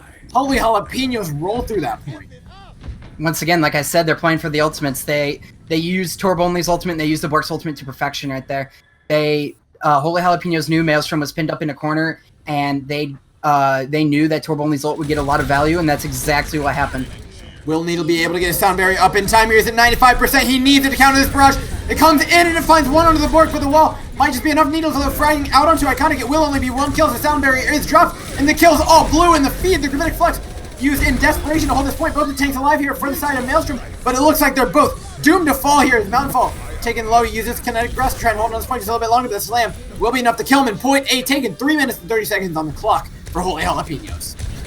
We do see Triage switch off that Bastion. He got no real value, though, out of his configuration tank, which might have been a slight misplay. I know you're switching and you're using the ultimate, but at least you want to try to get a little value out of it. Yeah, and normally this isn't something I'd make a big deal out of, but Bethcon has her Diva Bomb up, and honestly, the way they've been rolling out so far, they look terrifying, but double shield, hopefully Maelstrom will be able to pull off the block this time, and not too many ultimates from the side of Jalapenos, but that minefield is looking so potent from above. He looks for the engage, he drops the minefield, will not be dropping the slam onto the back line, but the invulnerability field will be keeping the rest of Maelstrom alive as the window is dropped, and Holy Jalapenos looks to engage past it, but Iconic taking out the Mallet, taking out his counter pick, and the deep bomb is dropped because he's stuck behind his shield, and he will be finding one on the Mountainfall though. Bethcon not done with her bombs yet. The kills starting to roll the way of both teams here. They need to find another pick. The Holy Jalapenos need to find a way to close this point. Bethcon getting DMX is not the way you want to go, but she trades right back on a crossfade in response. And the sound barrier is dropped. Torb only trading on a squash head. Here, both the supports down for Holy Jalapenos, and Maelstrom needs to find a way onto this point. Needs to break open the Jalapenos comp as it spawns. Come in for the blue team. Mountainfall will get a bit of a touch here, but he gets knocked right back up onto the high ground, and the car rolling in towards the end. Crossfade uses his fade onto the point. Squash head needs to get something as Valkyrie forced out, keeping the sports alive a little bit longer. The point moves ever so slightly forward, but the minefield could certainly spell the end of this point. But the barrage coming in from Iconic needs to be huge, and it's not. He gets stunned out of it by the Mallard, and the kills coming in for Holy Jalapenos, and they take it. They tie it up 2-2. The Borg absolutely showing why Moira is so strong right now. Absolutely popping off at the very end. Won that fight for them. There's a lot going in here, and it's definitely interesting to see what's going on forward. But for now, though, I hear we have another update. Booth, what's going on, my man? Big updates coming in. So 2 updates coming in at once here from the Vitamin C Jetpack Cats game. Map 2 going to Jetpack Cats, winning on King's Row. And map 3 also going to Jetpack Cats. Up 3-0 on the number 1 seed Vitamin C. Big upset alert coming in here for the side of Jetpack Cats. Currently up on Vitamin C. Before we get your take on this match that just happened for us, 3-0 against Vitamin C, the play-in seed coming in. Jetpack Cats up against the number 1. What an upset, Jstar, dude. What's going on? Jetpack Cats are coming to play. They're a scary group. They're an underrated group. My man Michelin Man over there, amazing main tank. I know Cinnamon, amazing support. I know a lot of the people over there at over in the Jetpack Cats, and they are a scary group, and they came ready to play tonight from the looks of it. All right, coming off of that extremely surprising information, Booth, we've got our own little bit of a matchup going on here. 2-2, the Holy Jalapenos take Gibraltar. What's going on here? I think the main thing, and I think Jstar hit it dead on the nose in that fight, is comfort picks again. I know he's mentioning that. Holy Jalapenos have really started just playing their own game, it almost seems like. The Mallard, first off, doing a great job on Widow, but the best thing Mallard's done on Widow so far is completely take Triage out of the game so far, compared to those first 2 maps on the Widowmaker. Torb only had so many big plays there on the ball. The ball's been really what's breaking these Bastion comps, so it seems. And Jalapeno is just looking so strong, playing their own game here, kind of disorienting Maelstrom a bit, but I don't think this isn't going anywhere yet. This is a great game so far, 2-2 as you said, and I think we're gonna go to Lijiang Tower on map 5. Yeah, I don't think this is a particularly great pick for Maelstrom here. Of course, we've seen a lot of Winston Hammond played on Lijiang Tower Garden, and of course, Lijiang Tower Control Center, a fantastic main map for Mallard. I'm not sure what's going through their head with this pick. I'll have to take a check here at what the other map possibilities were, but I'm not sure this was the right one, as they could have played any of, let's see. It would have been Ilios. It would have been Ilios. I feel like Ilios plays pretty far into their favor here, more so than Lijiang, but maybe they've got some secret strats up their sleeve. Maybe they've got something to take care of this ball, and I think one of the big things is going to be whether or not they can pull off the Reaper in a lot of these close quarters control point matches. Of course, a lot of time we do see when the control point goes one way the first time, it often goes to the same team the second time around. So things are going to be looking slightly up for Maelstrom here, but they certainly have their own business to figure out. What do you think needs to be the real change that needs to happen in this team? So something that Maelstrom needs to do is they need to start playing into what they're strong at. They need to enable triage, and once they are able to enable triage like they did on the first 2 maps, then they're an unstoppable force, and we've seen that, and that's what they need to continue to do. They've kind of let off the gas pedal, though, a little bit here. So if they can continue the aggression and continue to enable triage, I think Maelstrom can take this one back. Yeah, I feel like Maelstrom, the same exact issue as Holy Jalapenos had the entirety of the first half of this match, and just playing far too slow. They're relying on these slow, grindy Bastion comps, and they've clearly found out that Holy Jalapenos has the answer to that, and I think they need to swap over to even more just some of the comfort picks, the same thing that Holy Jalapenos did, things that allow them to play faster, play at a higher pace so that they can mash the Holy Jalapenos and turn this match around. So I am getting word, Booth, you have another quick update. What's going on? Yeah, one more quick update coming in here. Discord tier. Prodigious coming back and winning Volskaya 2-0. Tied 1-1 now for Prodigious versus Meteors. Again, out of the Discord tier. Yeah, that one bound to be a close matchup here. Prodigious looked absolutely on fire the other night. Their DPS lineup, of course, just popping off like you would not believe. But we've got our own match up ahead of us, and it will be, interestingly enough, the May Reaper locked in not for Mallard, but for Iconic and Triage. It's definitely interesting. I know that something that Holy Jalapenos like to do is try to get the teleport up onto the high ground. And yeah, we will be seeing Torb only switch off to that ball. But I think the speed of Holy Jalapenos is just going to allow them to push in straight to point. Now the Mallard may be picking this McCree because he was suspecting a Pharah, but Pharah will not be found, and I think Maelstrom really deciding it hasn't been giving him the value, and I like this pick out of Crispy though, this Reinhardt. He seems to be getting a lot of value out of it, not too many shields to stop these shatters. He will be able to find a lot of people, but the wall will be huge, cutting off 2 members of Holy Jalapenos on this point. The kills all going up red. A perfect May wall from Iconic will win this early fight. Once again, I ended up biting my words because of this last time, and I'll probably end up doing the same thing. Okay, never mind. We do see switches coming out. But dive was not the way to go for the side of Holy Jalapenos. We do see the switch off to the Rein Zarya, so I think this is going to be a better thing for them. Yeah, nearly full counter dive here, the May Reaper. So potent against that Wrecking Ball, as well as just the way that Maelstrom are looking to play. So they're looking to play a little bit more aggressive. They push that point very quickly. Torb only, though, looking to be the aggressor here in this Reinhardt fight. Not looking to give up this main door, though. What do they need to do to attack this a little differently? So from the side of Holy Jalapenos, they just need to play the ultimate game and do exactly what they're doing right now. They need to engage now if they were going to pick a time to engage. They have the extra healing, they have the extra damage, and they need to go in. Well, this is from both sides. Dropping this Triage, getting the better of Johnny Robot. Bethcon, they're taking out Crispy. Mid-shatter could be huge here. Crossfade, though, will be trading back on a Torb only. The Mallard taking out the off-tank of Mountainfall. Kills going both ways. I believe it's 4-4 on this point, but the Sound Barrier dropping almost definitely spells the end of this fight. The ultimate advantage coming in clutch there for Maelstrom. Yeah, Maelstrom is definitely playing what they need to be doing everything right. They're playing for the wall, they're playing more back on point, and Iconic has this Blizzard up, and that honestly could spell disaster for the side of Holy Jalapenos. Make them switch back to that 5-ish setup and ultimately force them into a bad spot. Yeah, low on ultimates though is Holy Jalapenos. They're gonna need to come up huge here in the shatter. Finds 5 members of the Maelstrom side, and they will be following up with just enough kills. They will be taking out to the high noon, trying to hold on just a little bit longer. He will be eating that punch, I believe, up to the high ground, but it's not gonna be enough to get him any kills as Triage teleports onto the point. He's looking to take out the supports here of Holy Jalapenos, but I don't think it's gonna be enough as the ticks roll over halfway through this point. No kills quite yet. The spawns will be coming in, but Torb only taking out Triage, taking out that Reaper. That's almost definitely the fight at 96%. They will be holding on. This Death Blossom from Triage is gonna either be very big or it's not gonna really do too much. We do see the Sim swap coming in from the Mallard. This Symmetra is actually really scary. They have the teleporter set up, but Torb only with that Shatter though, setting them up for that win. Of course, the teleporter's so much stronger, or the turret's so much stronger when you actually hold the point. But the Sound Barrier coming in, it doesn't land onto the members inside of the room. Oh, pardon me, yes it does, just barely.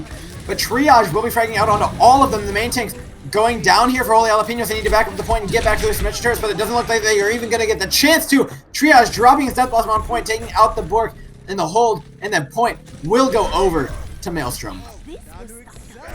Holy Jalapenos just simply didn't have the ultimates to counter what Maelstrom was trying to do, and Maelstrom just played super aggressively, and that's exactly what they needed to do in order to take back the point, and that's what ended up getting them in that fight.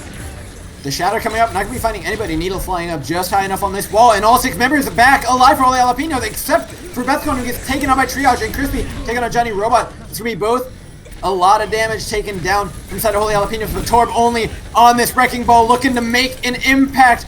He's dealing damage onto Crispy, but he gets frozen. The Blizzard landing on the point almost certainly spells disaster here for Holy Jalapenos, trying to hold on, but Needle forced out of the window for just long enough for the point to tick over. First map here of Legion goes over to Maelstrom. Iconic came in with a huge blizzard right there, forcing everybody off the point, which inevitably won them that point. And I genuinely think that Iconic is going to stick to this May here because it's been working out so well for him. Yeah, I think he's been working out for me. He's been... I don't think he's been making the largest impact, but I think he's certainly been doing more than enough on this May. He's been doing his job, but I think he's really going to be put to the test here as we see the Mallard swap onto the signature picket, but no! He goes in the Kree just at 7 seconds. This is definitely the map where you want to play the May, isn't it? Yeah, definitely. This is definitely a map that you would want to run a May on, and not having one takes away so much for the side of Holy Jalapenos. Yeah, Maelstrom looking to play just as aggressive as the last map, looking to turn it up a notch. The Maywall comes in, but it doesn't just find only 6 members of Holy Jalapenos here. The haul is going to be big enough, but not enough to hold on to this point as the first flip immediately going over to Maelstrom. Yeah, definitely. That fight was very interesting, but once again, Booth, update us. What is going on? Commit going up 2-0 here on Infius in the Discord tier. Okay. As expected. As expected. As expected, another map going the way of Commit, but we can't see here is which way this map's going to be going. 12% ticking over the point. The Mallard finally making that May swap. We've been wanting to see him on it for so long now. He has the option to counterplay. It will be the May going up. The wall goes up for him, but the counter wall is going to be slightly larger here from the side of Iconic. Maybe a little bit more warmed up as the kills start going down. Needle though trading back onto Crispy. The main tank gone for Maelstrom. They're certainly going to need a frag out in this kill feed right now. Before it spells disaster, the Mallard finding Crossfade. The Brigitte no longer available, as well as Triage. The damage absolutely sliced in half here for Maelstrom, and the Coalescence looking to close out this fight. 3 members left alive here for the side of Maelstrom. Mountainfall dropping so low, and he will be taken out by the Mallard finding it, but a massive shatter onto Johnny Robot. Will they get speeded out? The accretion lands onto Crispy, peeling for just long enough. Triage looking to clutch this point, but it won't be available as Needle swinging in on the Swede. Will close the point. I think we're seeing how viable Brigitte can actually be in this meta, and we are seeing it run to perfection right now from both Needle and Crossfade. Both the Brigittes are coming in, picking up some huge stuns.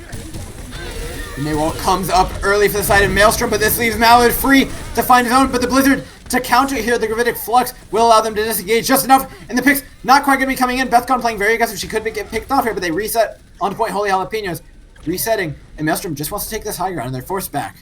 Oh, but a massive wall on the Crossfade. He could get frozen here. It's not quite going to be enough. The counter wall, of course, available here for Iconic. The Blizzard still available. 3 ultimates for this side of Maelstrom, but they're just going to look to back out. I think that the side of, from Maelstrom, they are playing they are respecting Mallard's May a little bit too much here. If I was Maelstrom right here, I'd just play aggressive, speed them in all 6, and once they get all 6 in, a wall won't really matter at that point. So many ultimates coming up for both sides here. We can expect to see a huge shatter here out of Crispy though, as he does have the speed. He's going to be running past that Sigma Shield. He's looking for it. Ultimates from both sides coming in. The Blizzard will be the first thing to engage, but the Gravitic Flux will be picking up 3 members of Maelstrom. The Blizzard though freezing 4 more on the side of Holy Jalapenos. It looks like it's going to be enough. Johnny Robot fighting Triage though. Like speed up to the Borg, coming huge with the callouts and finding 2 more kills for Holy Jalapenos, holding on his point just a little bit longer. So many ultimates dropped, but the kills all turning up for Holy Jalapenos. The Borg, he has come clutch in how many fights now? On how many maps? this dude is definitely one of the most underrated players for the side of Maelstrom, and he's definitely showing that he deserves more recognition than he's getting. Yeah, this Jalapenos players going off on nearly every map. I don't like the way they're using these main walls. They're using them to get closer, but really they're just giving the opportunity for your counter wall. But forget counter wall when you've got a death boss, but Triage can be going down, getting absolutely no value. Johnny Robot taking his stab at it. We'll be finding one man taking out Crossfade as the rest of the team takes out Maelstrom, and we'll be tying this map up 1-1. Wow, Holy Jalapenos just once again show their resilience, show that they can come back, and ultimately push the aggression once again. And that was how they were able to win this fight. Booth, the update we were all waiting for. What is going on, my friend? 2 updates, both coming here from the Discord tier. Commit going up 3-0 in Infius, and a final score coming to us in the Tough Luck vs Instalock game. Tough Luck taking the 4-0 victory over Instalock. Wow, some very decisive victories coming out so far tonight. We might have just picked the right match to spectate, but coming up 1-1 last map. Of course, we could see the Winston Hammond here, but it doesn't look like Holy Jalapenos want to lock it in. Why do you think that is? I think simply because the Risa Sigma with Johnny Robot's Reaper is working too well right now. And they want to hold point presence with the Symmetra, and that's exactly what they're trying to do. Oh, but the Symmetra teleport is coming in for both sides. Certainly plays more into the Ryan side, but Bethcon taking out Mountfall is going to be exactly how the Jalapenos want to start this off in a disadvantaged fight. The DPS still alive, though. The Mallard taking out Triage and Iconic will certainly, though, spell a quick turn of events for Holy Jalapenos. That Orisa pull at the very end there was what enabled the Holy Jalapenos to close out that fight there. And once that Orisa pull came in, Maelstrom was dead to rights there, and all they could really do was either die to the onslaught of damage or just jump off the map. Yeah, these Symmetra points, so notably hard to retake, and Triage making that swap onto the Hanzo. I think it's going to be a smart pick here, as Iconic will be laying in the damage on the Reaper. They need to break past this, so they need to get an engage in, and they're going to be swapping onto the ball of their own. Mountainfall looking to put his mark on the hero here. Crispy, though, taken out, grinded out, does so much damage here by the side of Holy Jalapenos, and they're going to follow it up. They want more. They are definitely playing what they are good at right now. They are running this Orisa Sigma super well right now. I said that about the dive and about comfort picks, but honestly, there really is no comfort picks for the side of Holy Jalapenos. They're looking really nice on everything that they're running in these past 3 maps. And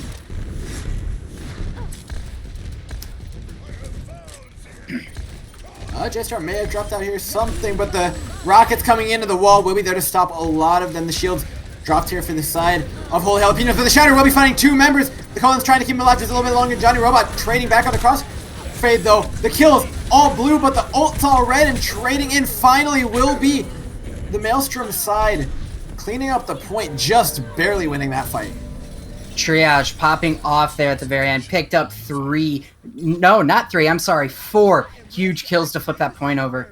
And that Shatter from Crispy honestly was what was able to get them those opening picks that they needed. I honestly like the decision from Holy Jalapenos just not use ultimates there. They're coming into this fight with 5 ultimates.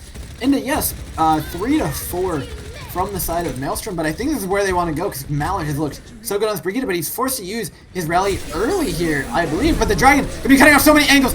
It cuts Holy Jalapenos absolutely in half. We'll be finding 2 kills, and this is not the fight you want if you're Holy Jalapenos. They will be using 2 other ultimates, though, to get into it. Needle taking out Crossfade, but Torb only just going to be taking a little dip into the koi pond.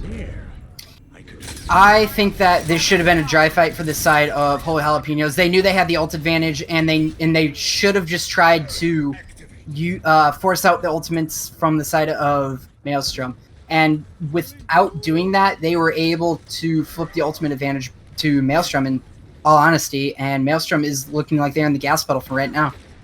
55% taking down on the point to 75. The series getting more and more interesting the longer we go, but Iconic's Barrage is the thing to watch out for here. The Diva, though, out of Bethcon, could be huge. Will she Matrix? Iconic comes in from above. Will be fighting Torb only, knocking out that main tank. The Mind keeping them off the point for such a long time, finding another kill on the Needle. And Johnny Robot finding a few frags, with Bethcon getting D-Max certainly spells a little bit of a stagger here, taking him out.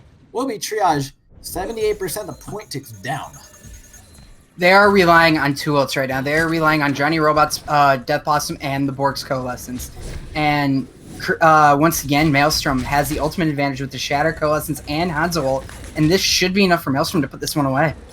I like the swap from Torbonly, though, swapping onto this Hamster. He could get a lot of presence on this point, could build up those mines quickly. There will be the Coalescence from both sides to engage it. Neil taking out Crispy, a fantastic way for Holy Jalapeno to start this fight. The Coalescence comes in, and it's huge here. Another big one out of the board. The Dragon coming in, trying to control the point. But the Death Blossom going to be finding one more on Iconic, and somehow this fight going wrong in every way imaginable for Maelstrom. Huge out of Holy Jalapenos. Ult advantage, who they say, coming on this point, storming at 77%, taking down, and all of a sudden the onus is on Maelstrom.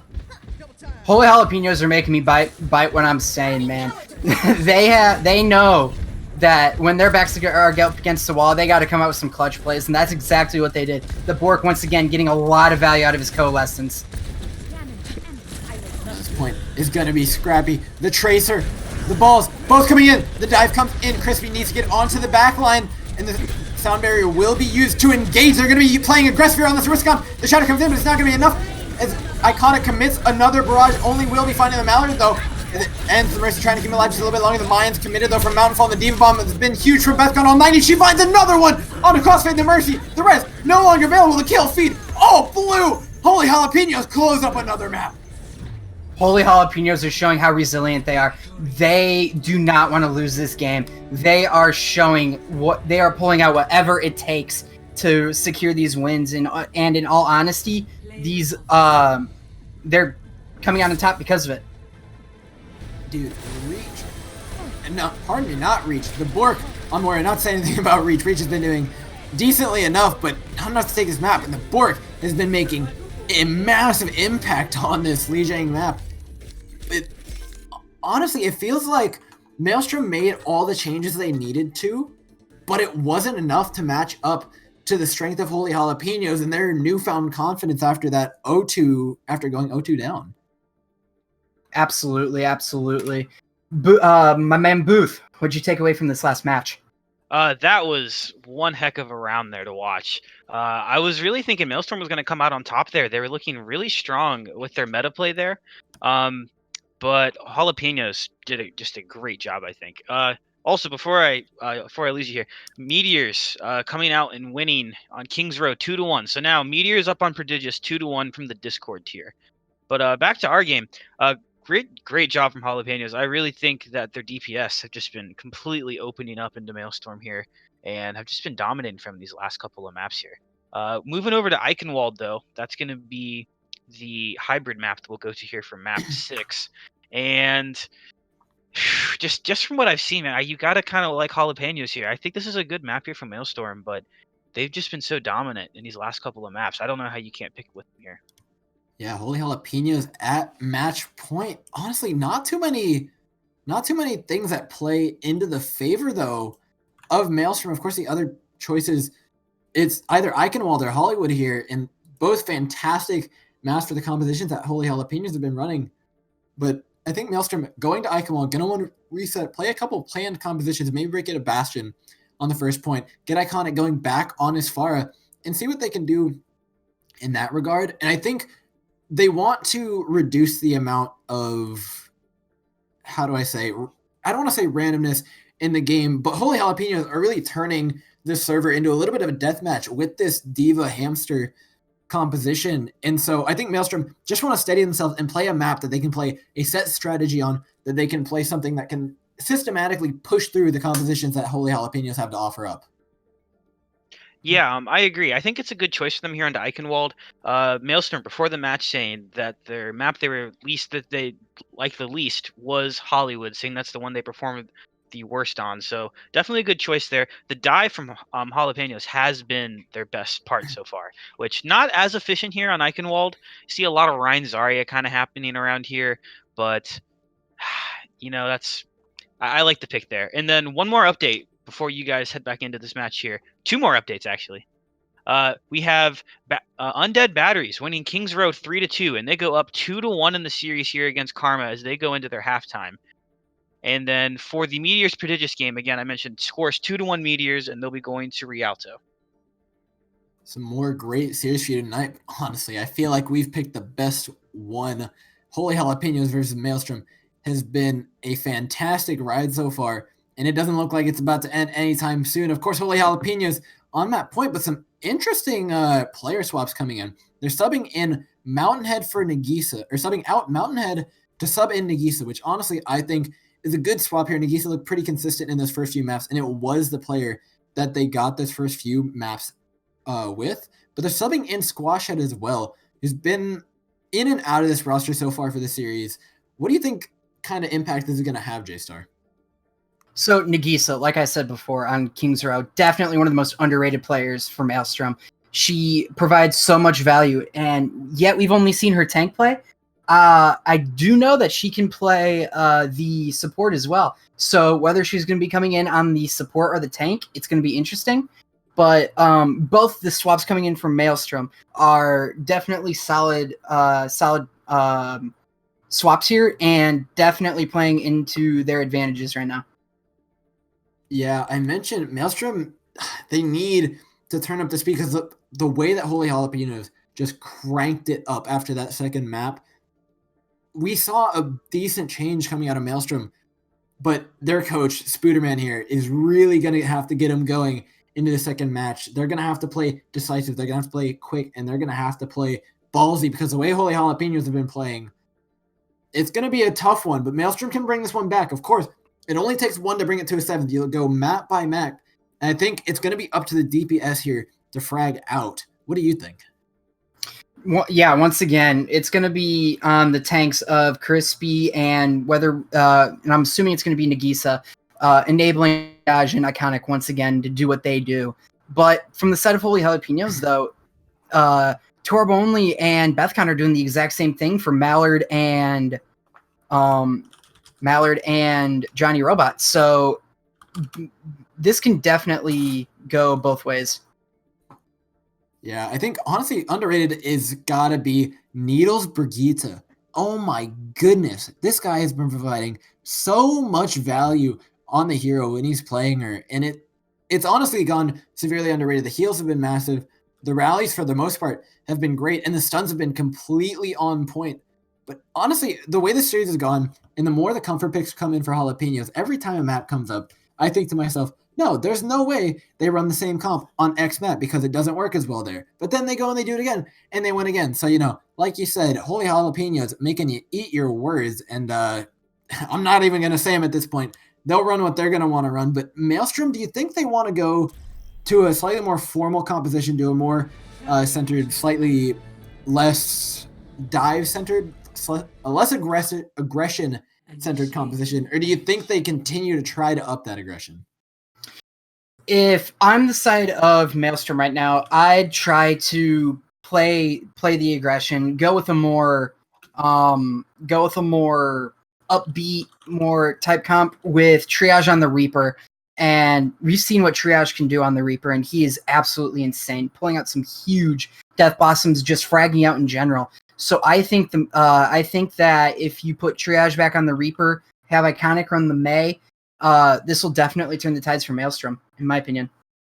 Yeah, we saw in the beginning of the series, we saw at first it was a DPS pop-off for Maelstrom, and then it was the tanks. And Sports doing a consistent job. But then the Holy Jalapenos turning it around. They get a game where the DPS pop off, and then the tanks pop off, and then the supports pop off in the next game. And it looks like the Spice Train just doesn't stop here for the Holy Jalapenos.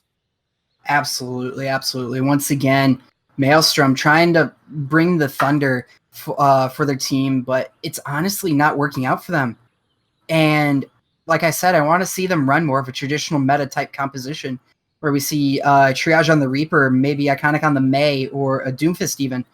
And it's definitely going to be interesting to see what goes on here in Iconwell, because also a Pharmacy could be brought out here and is also very viable for both sides here. I'd love to see a Pharmacy out of Iconic. He looked fairly strong in it. I feel like he hasn't really gotten the opportunity to find the picks that he needs. I feel like the tanks have been getting pressured down a little bit too quickly, but they're going to be swapping onto that trusty May Reaper, a composition that a lot of people are familiar with.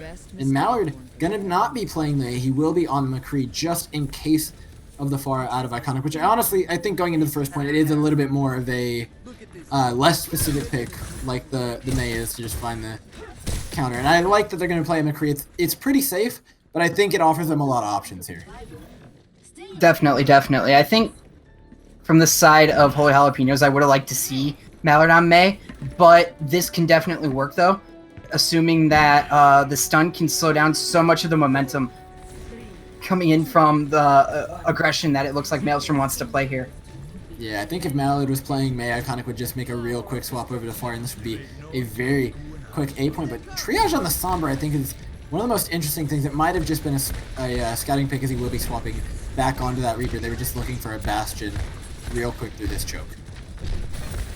Yeah, so I know Bastion is very prominent here, but I do like the picks from the side of Holy Jalapenos because they were ready for whatever that Maelstrom was going to throw at them, and they're looking to play this really well. Sitting on the backside of the point, though, Iconic's wall will not be finding anybody, and now the grindy fight is suddenly turning a little bit in the favor here of Holy Jalapenos. With that wall down, the threat's gone. Torb only can get a lot of value. These shields still coming up, but the Holy Jalapenos cut in half. 2 members cut off. Bethcon desperately trying to get back to her team. Johnny Robot trying to put in the damage, but the Coalescence will be first out of Crossfade, and the next one coming out from near the wall will be, again, cutting off Holy Jalapenos. Maybe give them an opportunity to reset here, but Bethcon getting frozen. But the accretion will be landing on a Crispy, and that'll be just enough for Johnny Robot to find the kill on Squash Head with that shield down. Johnny Robot entirely in the backline here of Maelstrom, finding 3 kills, going absolutely nuclear on this point. I understand what Maelstrom is trying to do here with playing the aggression, but they really got to watch out for Johnny Robot taking the off angles. That's something he likes to do quite a bit, and it's honestly paying dividends for Holy Jalapenos right now because Maelstrom isn't turning around to deal with him.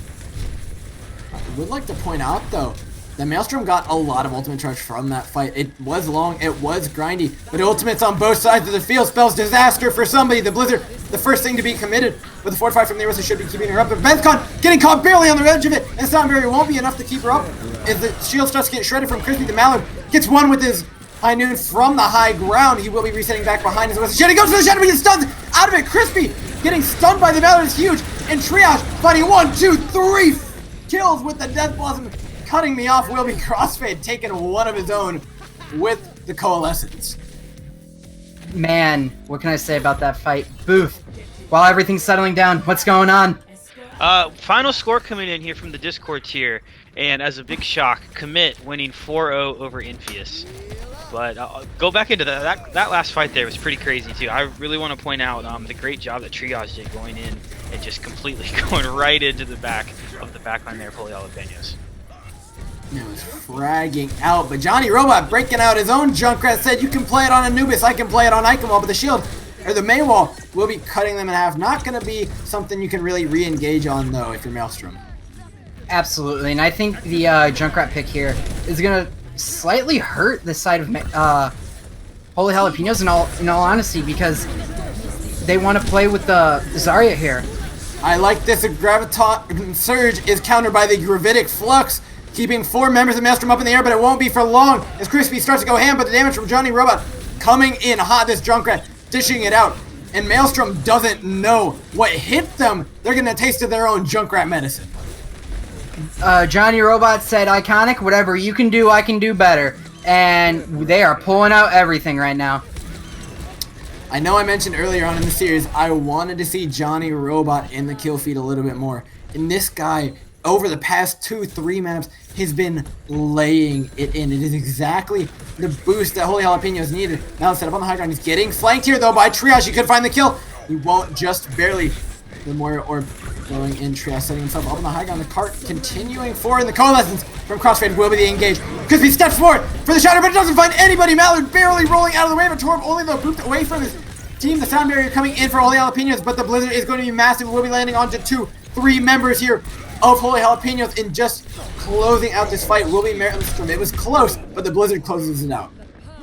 Yeah, that Blizzard definitely was what they needed there to finish this fight out, and that's what ultimately led them to win this. But something that they got to pay attention to, though, is Johnny Robot has that Riptire, and the pull potential for the pull Riptire can be absolutely devastating here. I think one of the biggest things to notice is the only way they have to take out a Rip Tower reliably is going to be Crispy's Fire Strike. He's holding his shield right now. Maybe not the widest ability. He steps into the back line. He does find Nagiza. And Triage, though, with the Death Blossom of his own, will be picking up Meebles, but 2 kills going the way of Holy Jalapenos will be given the advantage, and 1 more on a Triage certainly dispels the end. Is Crispy just going to be jumping straight on down into the river? Yeah, that tire was what they needed. They got the opening pick, and once they got that opening pick, they were able to push their advantage. Triage trying to get some value out of that Death Blossom, but it didn't look like it was enough. And from the side of Holy Jalapenos this next fight, it honestly looks like they might want to try to do a Gravitic Flux High Noon combo.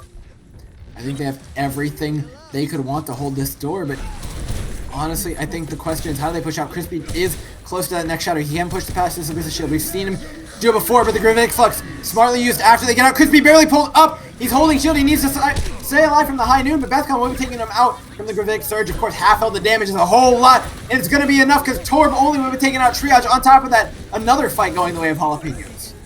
Torb only has had some insanely good pulls from the Orisa standpoint. He's playing literally every tank that he's been on really well tonight, and it's definitely been a thriller to watch Torb only put on a show on the ball and Orisa. And I love this. We're seeing Johnny roll about 89% to yet another Rip Tire.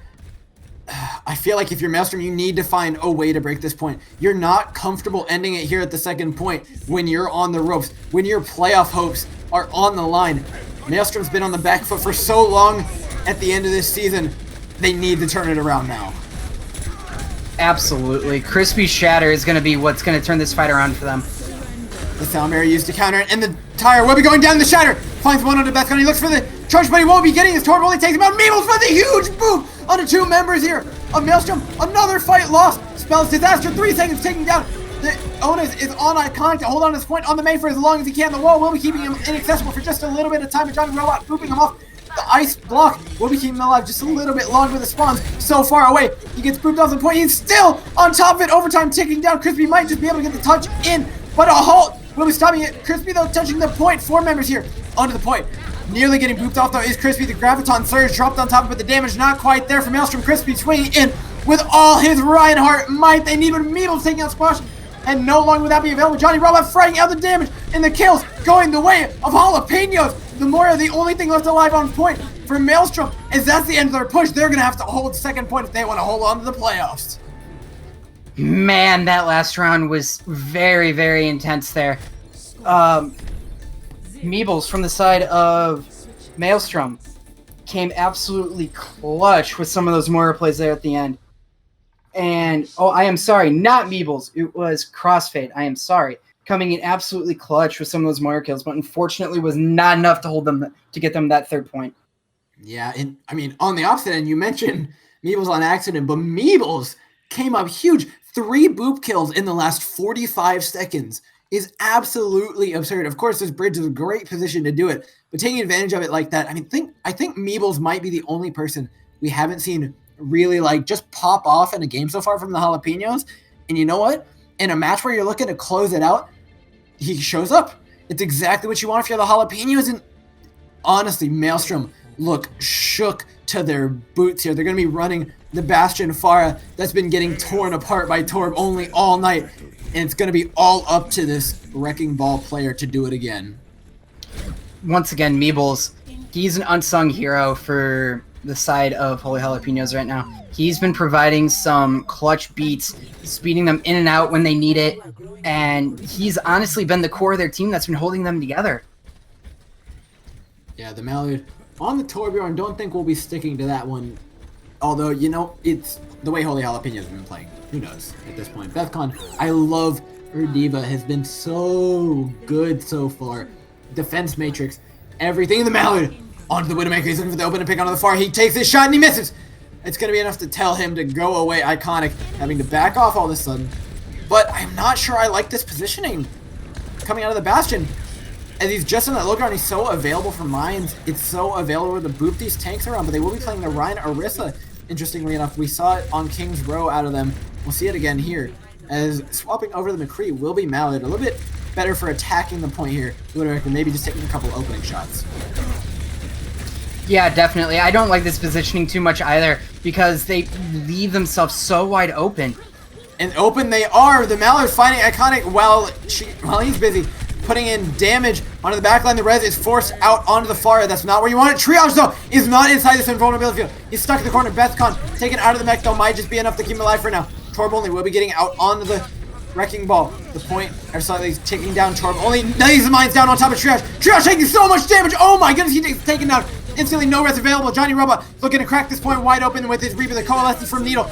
They're looking to be huge. The vulnerability field keeping him alive just a little bit longer. Squash Head looking for his res, but it's not off cooldown yet. And the kill's going both ways, but stuck in this room will be the rest of Holy Jalapenos. The spawns, of course, coming in their favor. Torb only getting back to the point in no time at all. The Mallard and Johnny Robot laying in the damage they need. No tanks needed. Crispy and Nikisa trying to hold on, but the point ticks down in very little time here for Holy Jalapenos. Absolutely. I'm assuming Triage will be switching off the Bastion. But once again, the dive paying dividends. Torb only picking up the massive pick. Once again, for the side of Holy Jalapenos, and Needle using that beat to keep them in that fight. Needle's really been the unsung hero for the side of Holy Jalapenos. Yeah, Mallard, of course, doing a great job at closing out that fight. He only got one of the kills in the feed, but this man was dishing out damage on the McCree, and Bethcon goes down a little bit of a longer hold here, but I don't think it's going to be affecting them too much. Coming this is Torb only sneaking here behind the Farmers, and he will be on top of the Widowmaker, and Triage goes down to Torb only. Man, Torb only is pulling out everything, but he cannot deny the res though. That is a huge res coming out from the side of Maelstrom. But the Mercy being down is almost certainly worse. Torb only looking for the engage. They know they're 6v5. But Crispy looking for an aggressive shatter finds two members here of Holy Jalapenos, but the High Noon going to be zoning him right back off and crossfade. The person sacrificed into the High Noon, Johnny Robot, finding yet another kill. And only a few members left alive. The DPS here left to do the work for Maelstrom. But they need to hold, and they need it now. 3 minutes, 51 seconds in the points just across a bridge. You know, Maelstrom has slightly the ultimate advantage here, but we do see Triage switching off the Widowmaker to go Sombra. Interesting pick here. I think they're just doing it for the recontest and try to play for an EMP Barrage, maybe. EMP Barrage, whatever they're going for here, it has to be clutch. It's going to be up to the DPS coming huge, but bigger is going to be Johnny Robot finding 4 with the Death Blossom. The mines to follow it up, and that's an immediate point take. 4-2 will be Holy Jalapenos taking Maelstrom out of the playoffs. That was such a good match from both teams. Once again, Holy Jalapenos showing the resilience of and being able to come back. Johnny Robot, you mentioned him, wanted him to pop off. Well, you got what you wanted, Dor. Here he is, play of the game. 1, 2, 3, 4 kills in the feed. The mines on top for good measure, ending this with an exclamation point. What a series out of Holy Jalapenos, able to turn it around and just sweep this series 4 after being down 2-0. They looked so rough in those first matches. Is there anything in particular, Booth, that you want to break down? You've been here watching silently for the whole series, so you really had a good eye over the whole thing. What do you think were the important points here? I think Holy Jalapenos were just kind of a little flustered those first 2 maps. They came in, they were like, all right, we're going to play meta, we're going to stick to meta because meta's the meta thing to meta. But then they started to realize, maybe we might be able to kind of make some switches here, play some of the heroes we're a little more comfortable on, and they just came back around, and I think they just played their own game. They kind of, the Hammond, I don't know how many times those mines were able to break through the bunker on the side of Maelstrom. So I think Torb only should get a lot of credit for breaking through a lot of those planned strategies Maelstrom had. Real quick, before we have Jstar break this one down, did you get any match updates? I'm real interested to hear about the Jetpack Cats game. Jetpack Cats game, I know they had a very big disconnect that was kind of stalling things out a little bit. I think they are in between maps right now. Or they're not in between maps yet. They're in between points here on a map. Meteors, just get an update there. Meteors is up 3-1 now on Meteors is up 3-1. Actually, no, I take that back. I do have an update in terms of the Vitamin C game, and I have a final score. Jetpack Cats sweeping it 4-0 against the number 1 seeded Vitamin C. Massive upset. What an upset. Of course, I mentioned last night, Illusion really breaking Harmony tier wide open by beating Vitamin C. And Jetpack Cats proving that once again, taking down the #1 seed, making a statement coming here from play-ins. But again, a hell of a match out of Holy Jalapenos and Maelstrom. Maelstrom taking a bite of the pepper. You're going to get burned right before halftime has started, and they made sure to end it quickly. Holy Jalapenos making it rough for them. But Jstar, any last little bits you want to add here before we might try to move on to another match? Huge plays, huge tank plays, huge DPS plays, huge support plays. It seemed like it was a revolving door of who was popping off on every map. It started off with the tanks, then it went to the DPS, and it went to the healers. And so it's definitely there was definitely a great game. All right, we're looking at possibly going over to Karma versus Undead Batteries. We'll get to see a little bit of that ski-free special coming out of Karma and hopping right into their match. I'm not sure. I believe Booth, you probably know the score. I'm having a hard time remembering all of these. Yeah, no problem. The last update I had, let me double check that. Last update I had, Battery was up 2-1. I think they are in between matches here now. I will double check on the score. The last one I had, it was 2-1 Undead to Karma. We're going to be another close series here. At their third map, of course, they did start a little later than us. They started at 8:30 their time. So they are probably just getting out of halftime is my best guess. So I think we'll take a little bit of... 3-1, sorry. Yes, 3-1 Undead. We'll just take a little bit of a break here so we can get all set up in that lobby.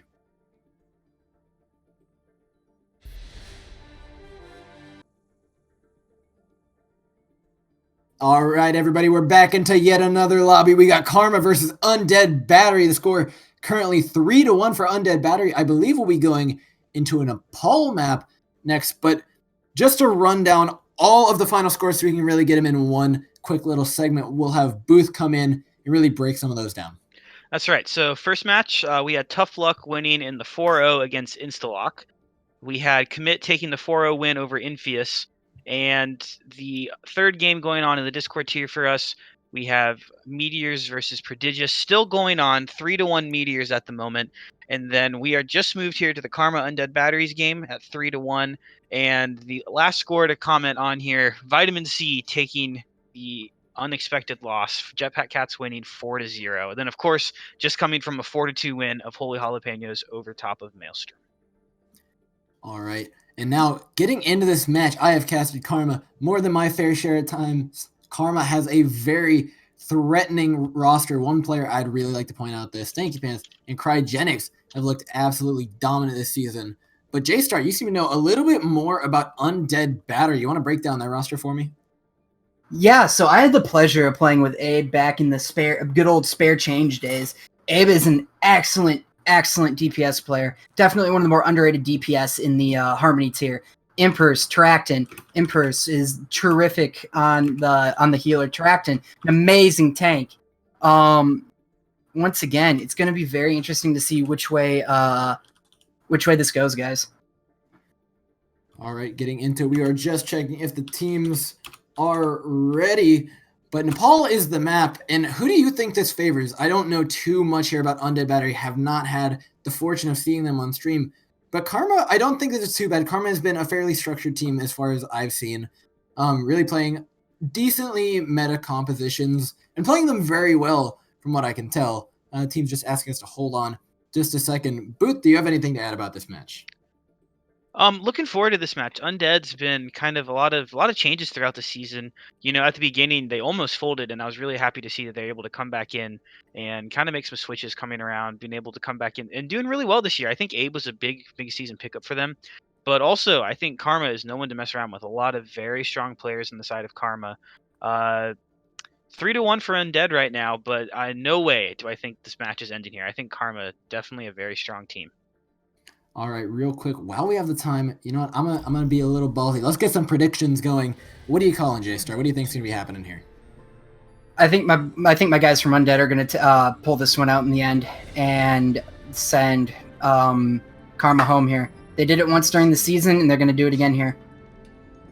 Booth, any parting words before we leave you for this match? You know, I'm gonna give it also back to Karma here. I know Karma a whole lot better. I think Traction is just I mean, I think Cryogenics is such a big player here on the side of Karma for them that it's kind of hard to pick against them out here. I think that they can kind of dominate here, especially on some of these control maps. A lot more these metacomps kind of played, having to deal with the point presence here. Yeah, I'm going with Karma. All right, 5 seconds ticking down. We're getting into this game. This will be a first peek at what these teams have been running all night. Of course, these compositions change, as we saw in our last game. They change throughout the night what these teams want to play into one another and how they're countering specific compositions. But it looks like it's going to be the May Reaper for both sides. These teams seemingly wanting to stick to meta, but in-person interaction on a bit of an interesting pick. We saw Orisa Reinhardt last map, but it was often run with the Bastion. I think it may be able to be run with a bit more effect here with the May Reaper. Other than that, looking pretty standard Rein Zarya on the other end from Stanky Pants and solo X kills. Who do you think has the advantage in this matchup though? The Orisa's a bit of a fork in the road for Undead Batteries. Yeah, definitely. I know Impers is a very good Orisa player, but I definitely think though that the difference in the tanks is going to pull a dividend here. Karma stepping up to the point, but the kills are going to be going the way of Undead Batteries. Seen though, taking right back, no main tanks available. Pardon me, never mind. Undead Batteries are running, 2 of them seen.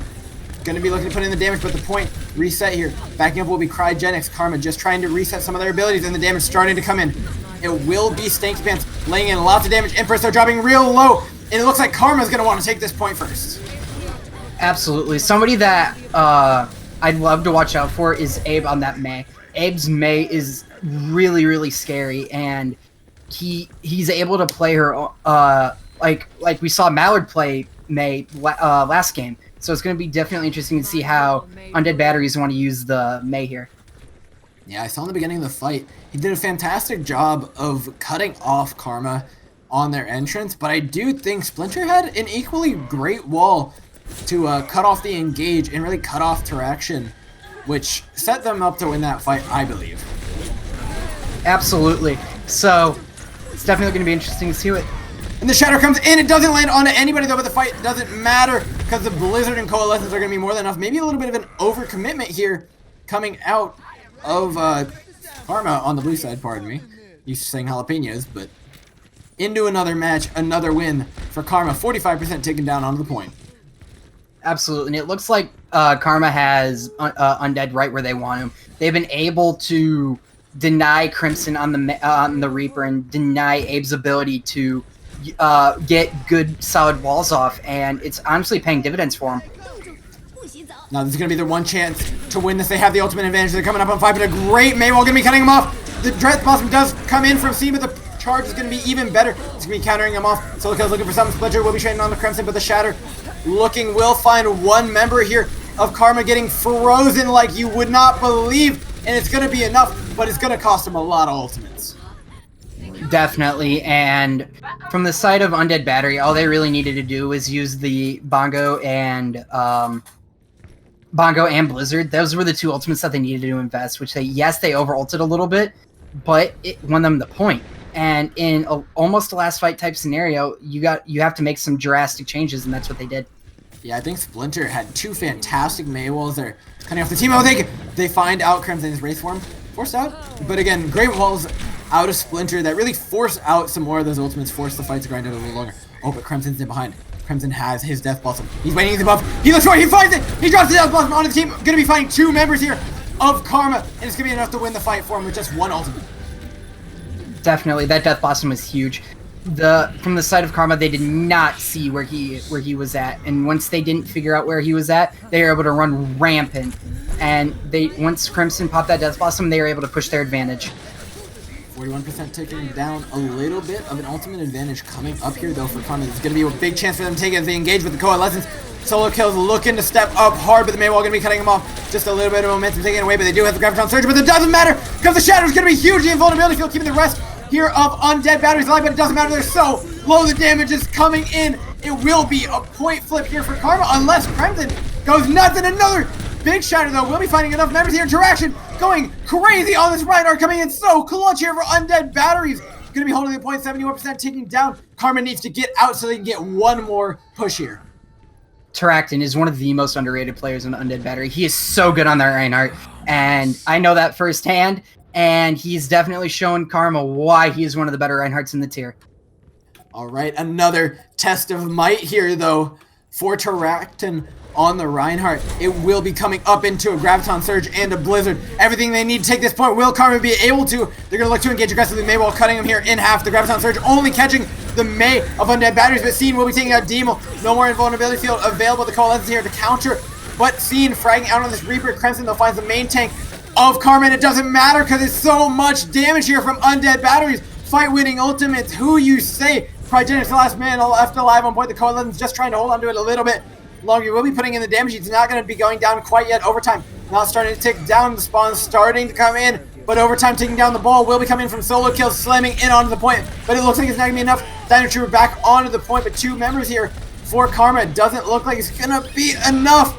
They get in onto the point, but Crimson has the Death Blossom instead. Going to be finding 2 kills to clean it up. Point 1 going over the way of Undead Batteries. Absolutely. Talking from experience here, Abe likes to play a little more defensive with his May ultimates, and that's exactly what he did here. And that's what ended up turning that point over into their favor for that last fight. Booth, another update. What's going on? Final score coming out of our last playing Discord tier matchup. Meteors winning 4-1 over Prodigious. All right.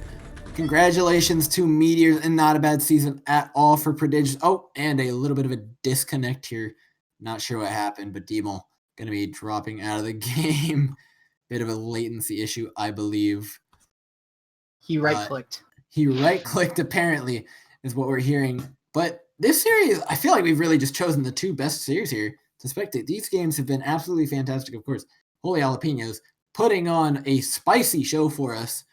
And until these disconnect issues get resolved, this one's looking to be just as good. That first point, really close between these 2 teams, and a fantastic last hold. Terractin holding it together on that one push. His Shatter was absolutely instrumental in maintaining their point control and not letting the ultimate advantage go the way of Karma. Absolutely. And once again, like I said, the tank play is seriously coming in really solid for both sides. It did look like, though, from the side of Karma, solo kills was a little bit lackluster towards the end, though. And that could have paid big dividends if he would have kept up that pressure that he was putting on in the beginning. But Karma is looking to pull this one back, and I want to see how resilient they are. I want to see them fight and claw back like we saw Holy Jalapenos do.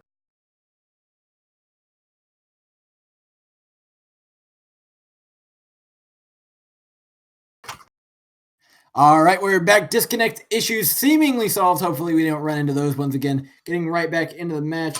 Just going to check if players are ready. As it appears, Undead Battery with a, newly reformed Demel, new internet, reset his computer, all ready to go. Karma looking to get back in this one. Maybe that break was honestly a good opportunity for them to regain some momentum. What do you think, Jstar? Absolutely. That break allowed them to kind of refocus, get their heads back into it, get everything sorted out. That went down in that first point. And they're going to be trying to do the same thing that Maelstrom did, that we saw in the Maelstrom game. The biggest thing I want to see here is the tanks step up. Oh my gosh. Another pause. Not sure what happened here. I don't think it's a disconnect quite yet, as I think something may have just been called. However, the team asking for a pause. We're going to figure this out. The mystery of the missing pause, if you will. Control point looking to be unlocked, both these teams. But, more break for Karma, I think, honestly goes in their favor. And we're seeing them play a Winston Hammond. We saw it played out of that's Holy Jalapenos. And, they had plenty of success with it. Do you think Karma's going to be seeing the same amount of success, though? I think so, because once again, they are relying on their tanks to put in some work, allowing to take space, allow Splinter to do his thing up in the air. But the one thing that will impede their progress is Crimson on the May and Abe on that Junkrat. The Junkrat alone can deny so many angles with just raining down spam. And Crimson can be able to just freeze into all the damage that Undead Batteries are going to be able to pull out here.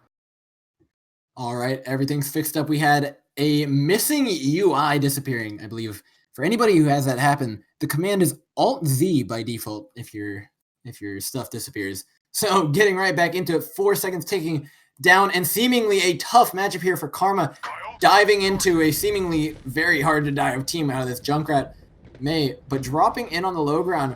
We saw one of the teams break in the last series. Will they be able to this time? Tarakton trying to push out here aggressively on the right, trying to damage Scene so he can't get in.